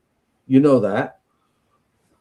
Before all of the scandalous and newspaper selling writings of Terry and everything, there were law enforcement people who did not believe it was one person. But we only just made a really good point, Eric. What? DB sure did a lot and met a lot of people in only 3 short years after the army pre-arrest. When did he sleep? Yeah, you got fire, shooting, a job, socializing. I mean, well, Omega, let me tell you something. I don't know, and I'm not discarding you, Omega. I'm not saying you don't like life. That's great, Mike, what you say. I'm never looking for conflict. It has no place in true crime discussion. Well, I wish everybody in the so-called community of the deranged Son of Sam place were like you, Mike. But what I'm trying to say is, Omega, I can tell you something. It depends on a person's personality. In 3 years, even in 2 years, you'd be surprised the quantity of people I met when I lived in Rome at all levels, from pimps to people way, way, way up in the aristocracy of the Vatican or aristocracy that goes back. All sorts of people. You really meet them. Once you meet one, it's like a spontaneous domino effect. So it is possible. It is possible to meet people. Yes, a lot can happen in 3 years. Let me tell you something. A lot can happen in 3 days. I wish Mike would Mike, Eric, you have to admit that list is insane. Well, you think it's insane.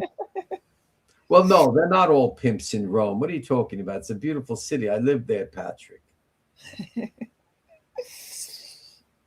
Oh, your Roman pals. Well, I remember, sitting with a pimp once. He might have been a pimp.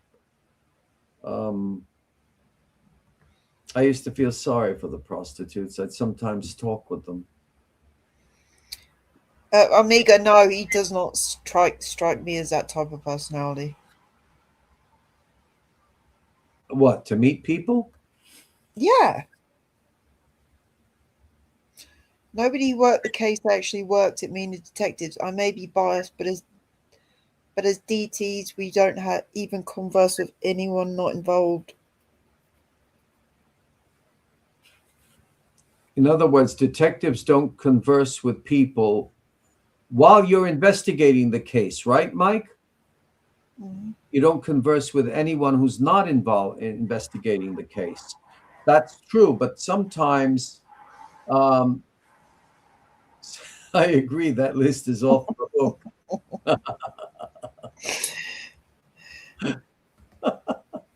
But he signed it. He signed it, Conspiracy He Archive. signed it, so it must be true. Signed it. But anyway, Signed, sealed, delivered.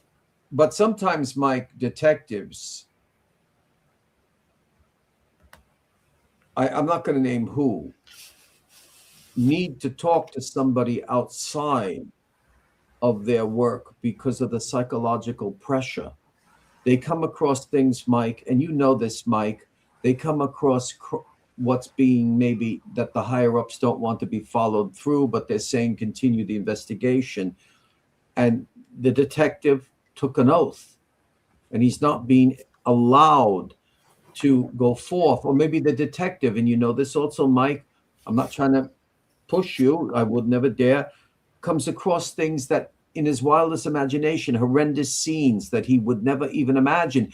And they have to open up to a good, intelligent friend sometimes who's not investigating the case. They've got to. You could go crazy. Let's say you find little infants or something mutilated and horrible things happening. And then you go home and maybe you have little children. That plays upon the mind. They sometimes have to have a friend or something. You know, I've known 3 cops who literally have contemplated suicide, but they never did.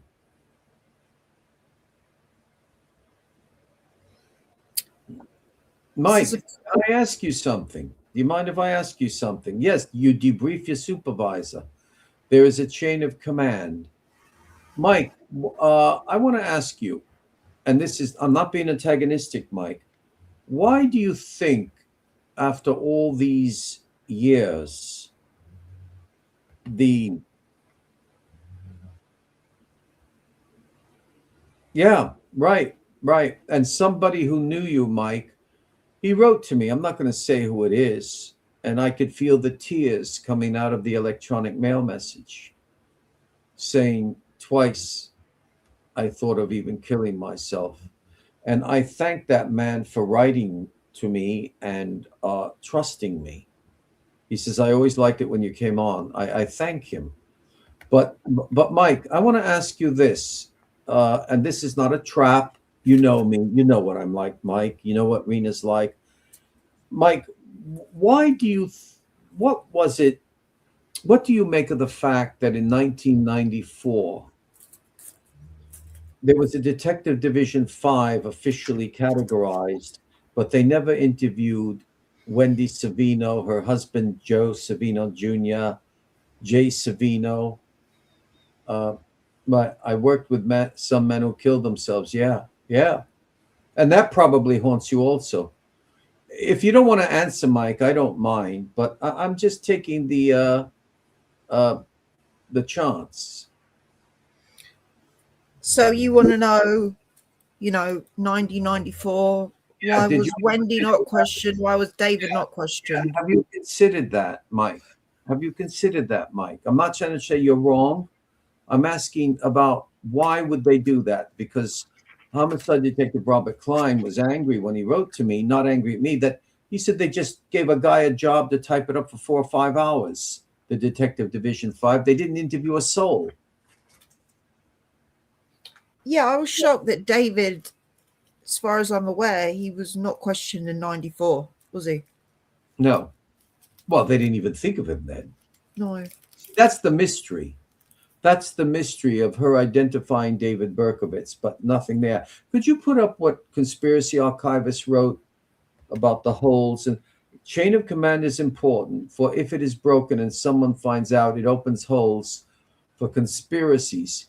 Yes, that's very true, conspiracy archives. But what about when the chain of command is broken by somebody who knows that the chain of command on the top is not does not want to open up does not want to open up and carry forth the investigation and the clues and everything else because somebody's compromised or because they want to cover something up. That's also the other side conspiracy archive. Hello, Leash. Hi, Leash. You get me, Rena? Yes. That side. Look at all the times Rothstein was stopped. Chinotti made that error by breaking from. Well, I don't even think I don't know concerning Wendy, but as I studied Manny Grossman videos, it really made no practical sense in bringing charges to a guy doing life. I know the way the system works. It may not be great to swallow. Uh-huh. That's very interesting, very honest. Yeah, because as far as we know, David didn't know nothing about Wendy prior to Mm-hmm. what, 2024, Mm-hmm. right? Right. He Mm-hmm. says, "Don't kid yourself. Money always plays." Money. You know, what would you mean by that, Mike, in the sense that the Wendy Savino case was good for the newspapers? It sold. It is the other side, but for documentation purposes necessary, carry on investigations on your own if possible. You're right, conspiracy archives. You're right. You're right. We wish there was a proper. We wish that everything was the way it should be. You're correct. You're correct, conspiracy archives. I liked what Mike had said there. It's very interesting. It's quite different.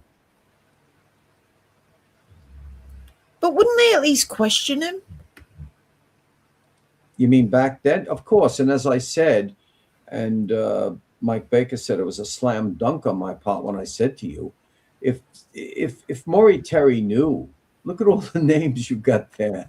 You mean Maury Terry wouldn't be onto something? Yeah.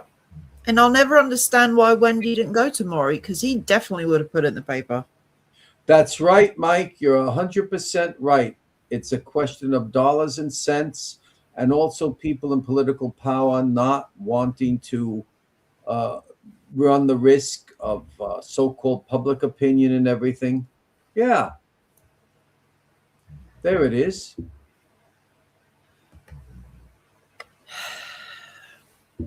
This case has no ending, does it, Eric? No. If I was to ask you today, right now, out of 100%, right? Yeah. Where are you with David acted alone or David had help with others? Where are you? In the middle? Are you 100% certain? I have to be severe with myself.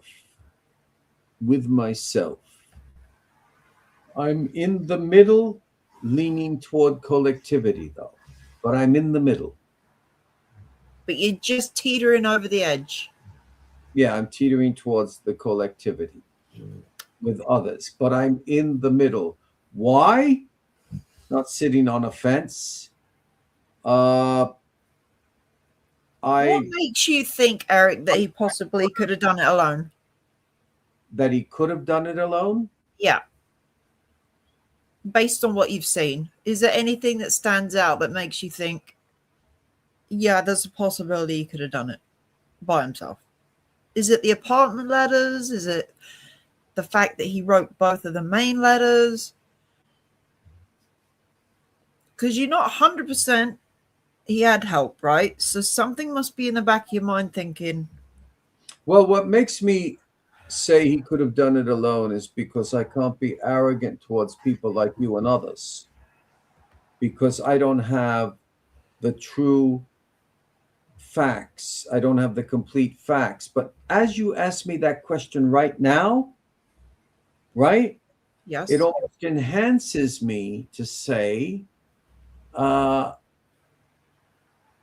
he wasn't alone. Because all of a sudden you've made my mind work. I mean, I think of all the actions and things going on with the Moskowitz and Valente case. I think of what I was analyzing in my mind about um, yeah, look at that. Yeah, the conspiracy archives and I have discussed this. Floods, fires that don't happen make documents disappear. You see? And as I said, from New York to California, from the border of Mexico to Canada, even FBI files, they destroy them. They destroy them. So there's something that supports my collectivity. But as you asked me that question, Rena, I can't get it round me to see how he was alone. It's funny. You just jarred that in my mind. I don't, Based on with what, Eric? the way it's all been related, with the way it's all been told, I still would like to know. I still wonder if I still believe it's just a conjecture that Carl Denaro and Rosemary Keenan were followed. I can't get it out of my mind that she was being followed that day, and she did not. Why would you think that's David? I'm not saying it's David. It could be somebody from the cult. How do you know it wasn't David Well, it might when have he been. admitted shooting at them? It might have been David, but then would David have followed and stalked a woman? Because he was following her everywhere. It wasn't like flirting with her in a flirtatious way, the way a Latin man like sees a beautiful woman and follows her. Why would David risk following a woman? Why would he follow a woman who he knows is the daughter of a detective? Mike says, I don't think it's a conspiracy to destroy files. Unfortunately, a lot of it comes down to incompetence, sadly. And, it's so different to how it was back then, how it is now. It was all on paper, wasn't it? Now everything's digital. Mike, I agree with you. There is a lot of incompetence. These guys can't even speak right, and sometimes they make so many errors in writing out police reports. You know that, Mike. But there are definitely cases where we can't get everything. There are cases. I mean, look at the clown and the Candyman case. The index cards missing. Look at the North Fox Island, Oakland County child killer on that paranormal video, which is very, very long. What do you mean? I have no idea. About the paperwork. In other words, yeah. The mess that they make, of course, like the Karen Ann Ballstrom case, Mike, on the same thing, possible homicide, but then maybe she committed suicide, official death, But as I was saying, the federal, I know that, Mike, but when you said, in other words, I hit the nail on the head. But the fact is, the Federal Bureau of Investigation, how does the FBI have a flood? How does the FBI have a flood and destroy every single file of Frank Sheldon and North Fox Island? And even though there isn't an extradition treaty officially with Belgium, nobody would care to get that man. And he died in Belgium, got away scot-free with his pederasty of taking boys to his island. Mike, I asked FBI for a list that was referenced in their own memo. They answered it was destroyed under their own protocol. Then why did they give me the memo? That's right. And I think they're lying to you, Conspiracy Archives. I think they're lying. Just like I don't believe, but I could be wrong, that other than the 18,000 pages that you kindly gave Conspiracy Archive, you gave over 18,000 pages of what was available on MK Ultra. But Come on. These files of MK Ultra are around. I guarantee they're not all completely destroyed. I guarantee it. I may be wrong. I may seem arrogant. I think if you're able to FOIA documents, yeah, why can't there be a database where you can just go and pick out these files yourself? That's the way it should be. That's the way it should be. I am waiting now over half a year, and I simply cannot get the Detective Division 5. Now, I worked a huge RICO murder case with feds. They had the dollars to protect main witness. Some were good, but there you have it. Have you ever done any FOIA requests, Eric? Yes, I did one, and I got it free, practically not even redacted, on the Dawn Coons murder case. And I did it with the Detective Division 5, and the Assistant District Attorney of Bronx County said, we're working on a very, very important case, and we will get back to you. And I forgot to get back to that, but Patrick Thomas said they need to know which ones to edit before they send them out. Maybe, what, like the Epstein files? Yeah. Some of those pages just black blocks. Yeah, here, because they need to redact whole pages. Yeah, that's right. It's like a late Eustace Mullins asked. He's a late author who wrote on economics. He was harassed by the FBI, and he wanted to get papers about his harassment and also his father. They beat his father, and when he got the Freedom of Information Act, it's a joke. It's weird. The whole thing is practically black, completely black. Yeah, some of those Epstein files are it's just a black block on a page. Yes, so what we have here in the United States is a facade. You can't get documents from Britain. It's almost impossible to get documents from Britain. Well, I've got a feeling they are definitely editing out. But yet America, very high-profile names out of those documents, Eric. Yeah, because they're all protecting themselves. They're all part of the club. Look at the way they are. If you reveal Bill Clinton, we will reveal what's his name, Trump. But don't you know what that means? It means we don't care about the crimes or the people who suffered. We're playing party politics in the worst way. In closing, the whole world changed on 9/11, and not for better. Stay loyal to your family and friends, and live your best life with love and laughter. The system is not your advocate. You're right, Mike. They're not. They're not. They don't advocate anything. It's not even forced anymore. It's a government.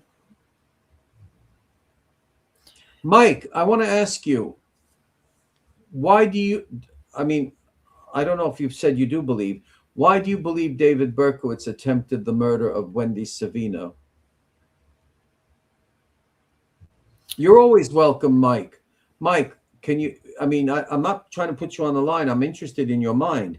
Why do you believe David Berkowitz shot Savino? Hopefully he's still there and can answer it. Government is an association of men who do violence to the rest of us. That's correct. And remember, Patrick, Tolstoy's correct, but remember, the government is like a broker for an insurance company. Our government is the banking system. Never forget that. It's the banking system. George Hansen, an Idaho representative in the Congress, knew the truth.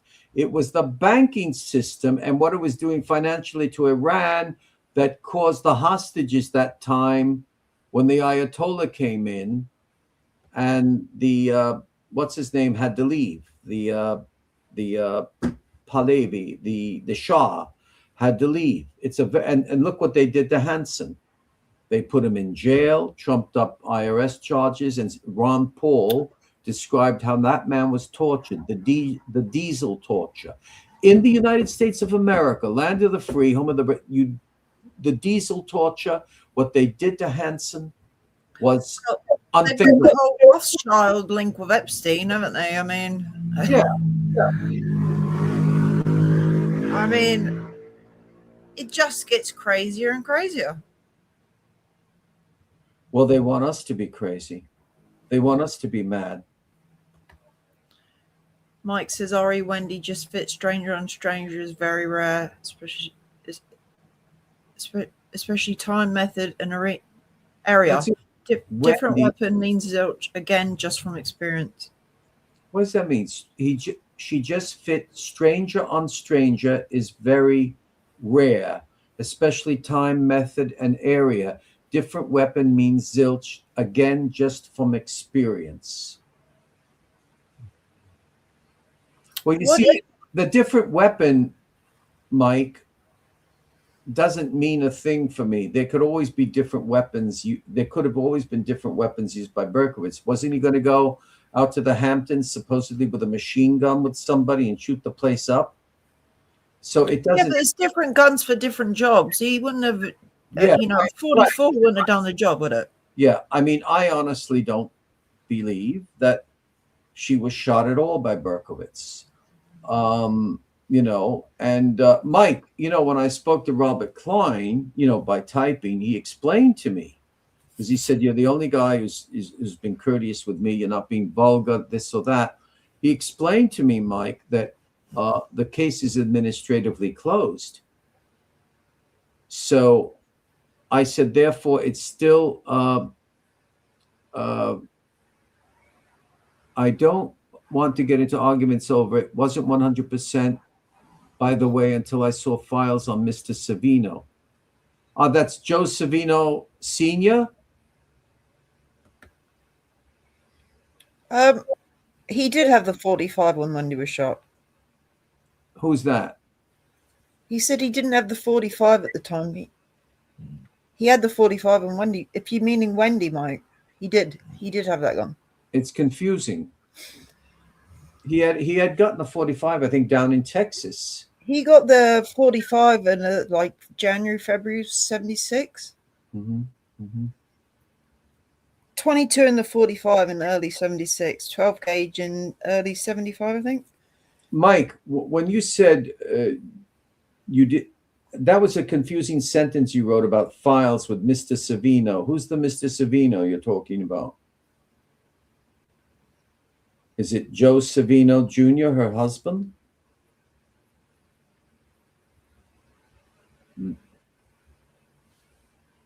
Joe Sr., he said. Can you put it up? He said Joe Sr.? Mm-hmm. Mm-hmm. Do you believe Joe Sr. was involved with organized crime, Mike? As a criminal, not just somebody who knew them? The husband and the kids were toddlers. Do you find it weird, Mike, that Wendy was the only one with husband and kids and all the rest were so much younger? I mean, Christine Freund was what, 27? Mike, are you saying the husband was involved, but the kids were toddlers? Is that what you mean? We're going to be grilling Mike now, poor guy. Don't know, I only saw what NYPD had. Mm-hmm. It's a thick file, right, Mike? It's a very thick file, the Savino case. Well, when you say thick, what do you mean? I mean, 20 pages, 30, 40, 50? I don't know. I was told by a source it was thick. You cannot assume DB knew marital status or he had kids. It's just, just something noticed that all the other victims were under a certain age, and Wendy kind of stands out in many ways. All the attacks in cars were two people in cars. And what about the man who was in the restaurant staring, who was always there? Was there ever a description of that man that resembled David Berkowitz? Wendy, did she have long brown hair? No. And I was thinking this earlier. Not about Wendy, but oh, the son of Sam, he's shooting at women with long brown hair, and then girls were dyeing their hair blonde so they weren't a target.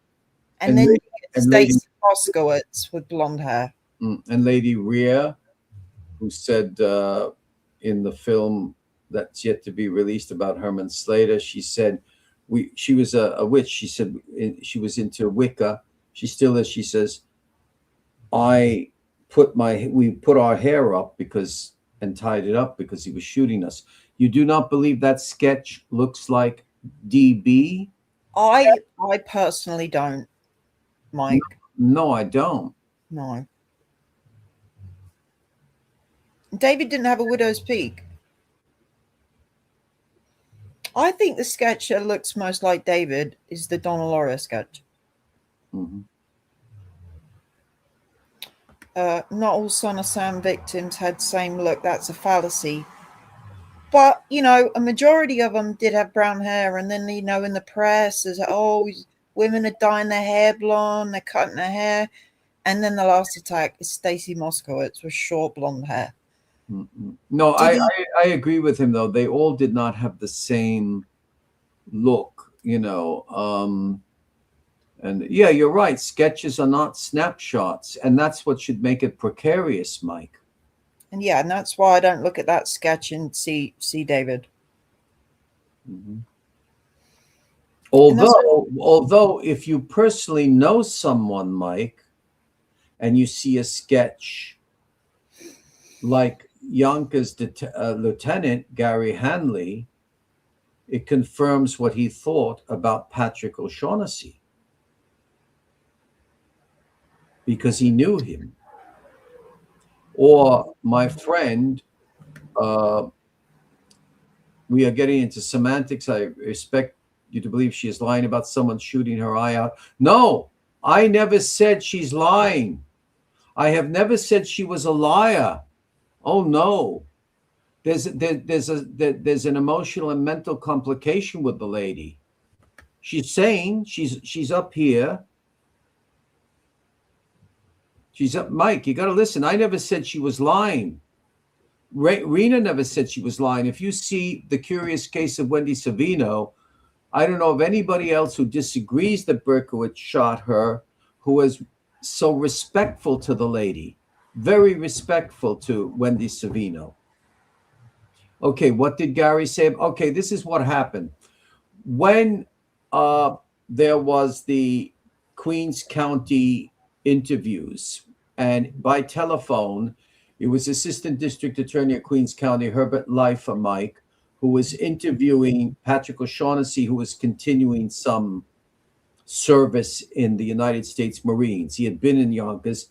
Gary Hanley, if I recall now, I'm giving a paraphrase, but it's the truth, knew Patrick O'Shaughnessy.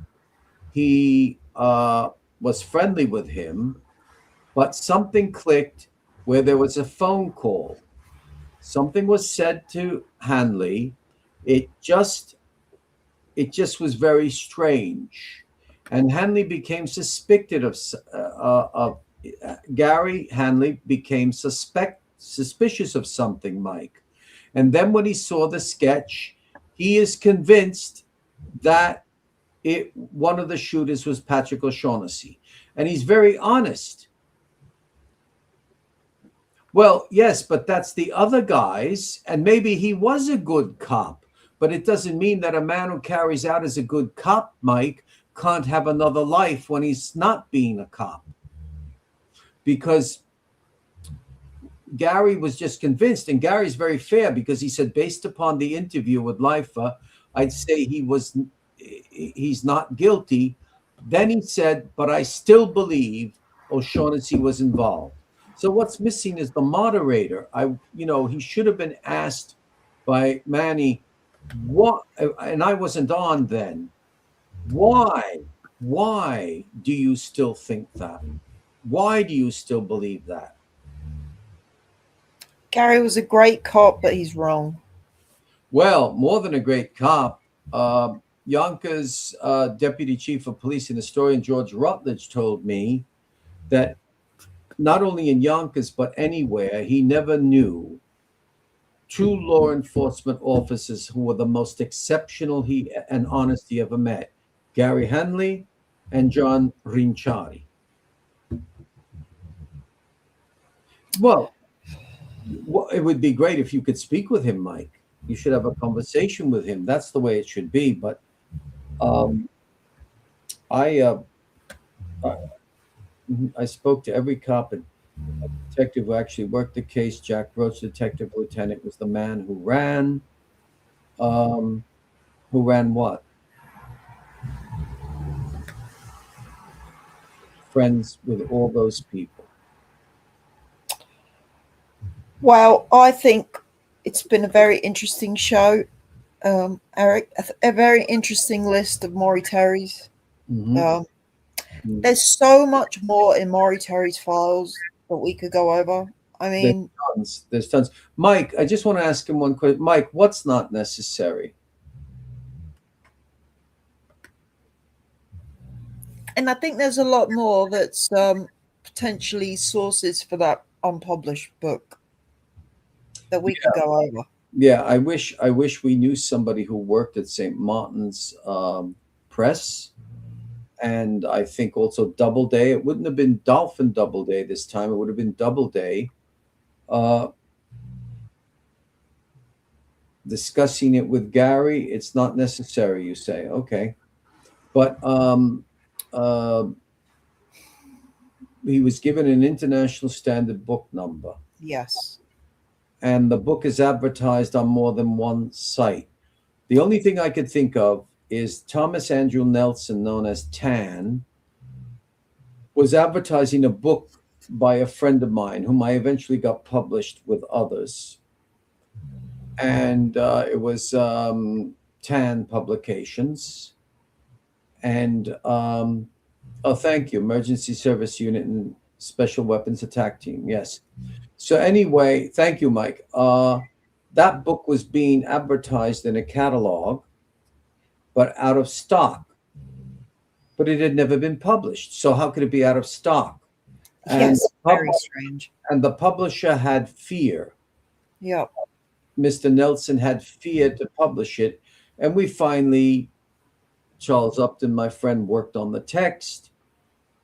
Father Anthony Cicada supported it, and I was the one who mediated. And in 5 minutes, the confusion was done with.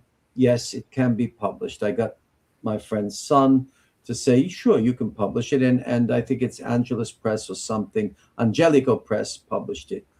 So for years and years, that book was never being published. The man was afraid to publish it because of what others thought. So there might even be some place. I think they just got scared. There might even be two manuscripts, but they never went to press. I just think they got scared of the content, and that's right. Yeah. Right. There may be two manuscripts. Well, Maury's gone. That book's never going to see the light of day. We know that people are still writing books on this subject, which is great. Okay, crew, see ya. Thanks, Mike, for answering questions. Sacred Heart was and is a great parish, and I say that as a lapsed Catholic. Maybe you're not a lapsed Catholic, Mike. It's the church that became lapsed. All right, Eric. I'm exhausted, my friend. It's nearly 11 o'clock here. Well, Irena and I... Thank you, all chatters. Thanks, everybody. Thank you, Eric. I got to rush out to shop because an Arctic blast is coming. Yeah, you don't want to get caught up with no food or milk in an Arctic blast, Eric. You stay well. COVID all over again. Be strong. Okay, Eric. God's bless. God bless you, everybody. See you around again. God's bless.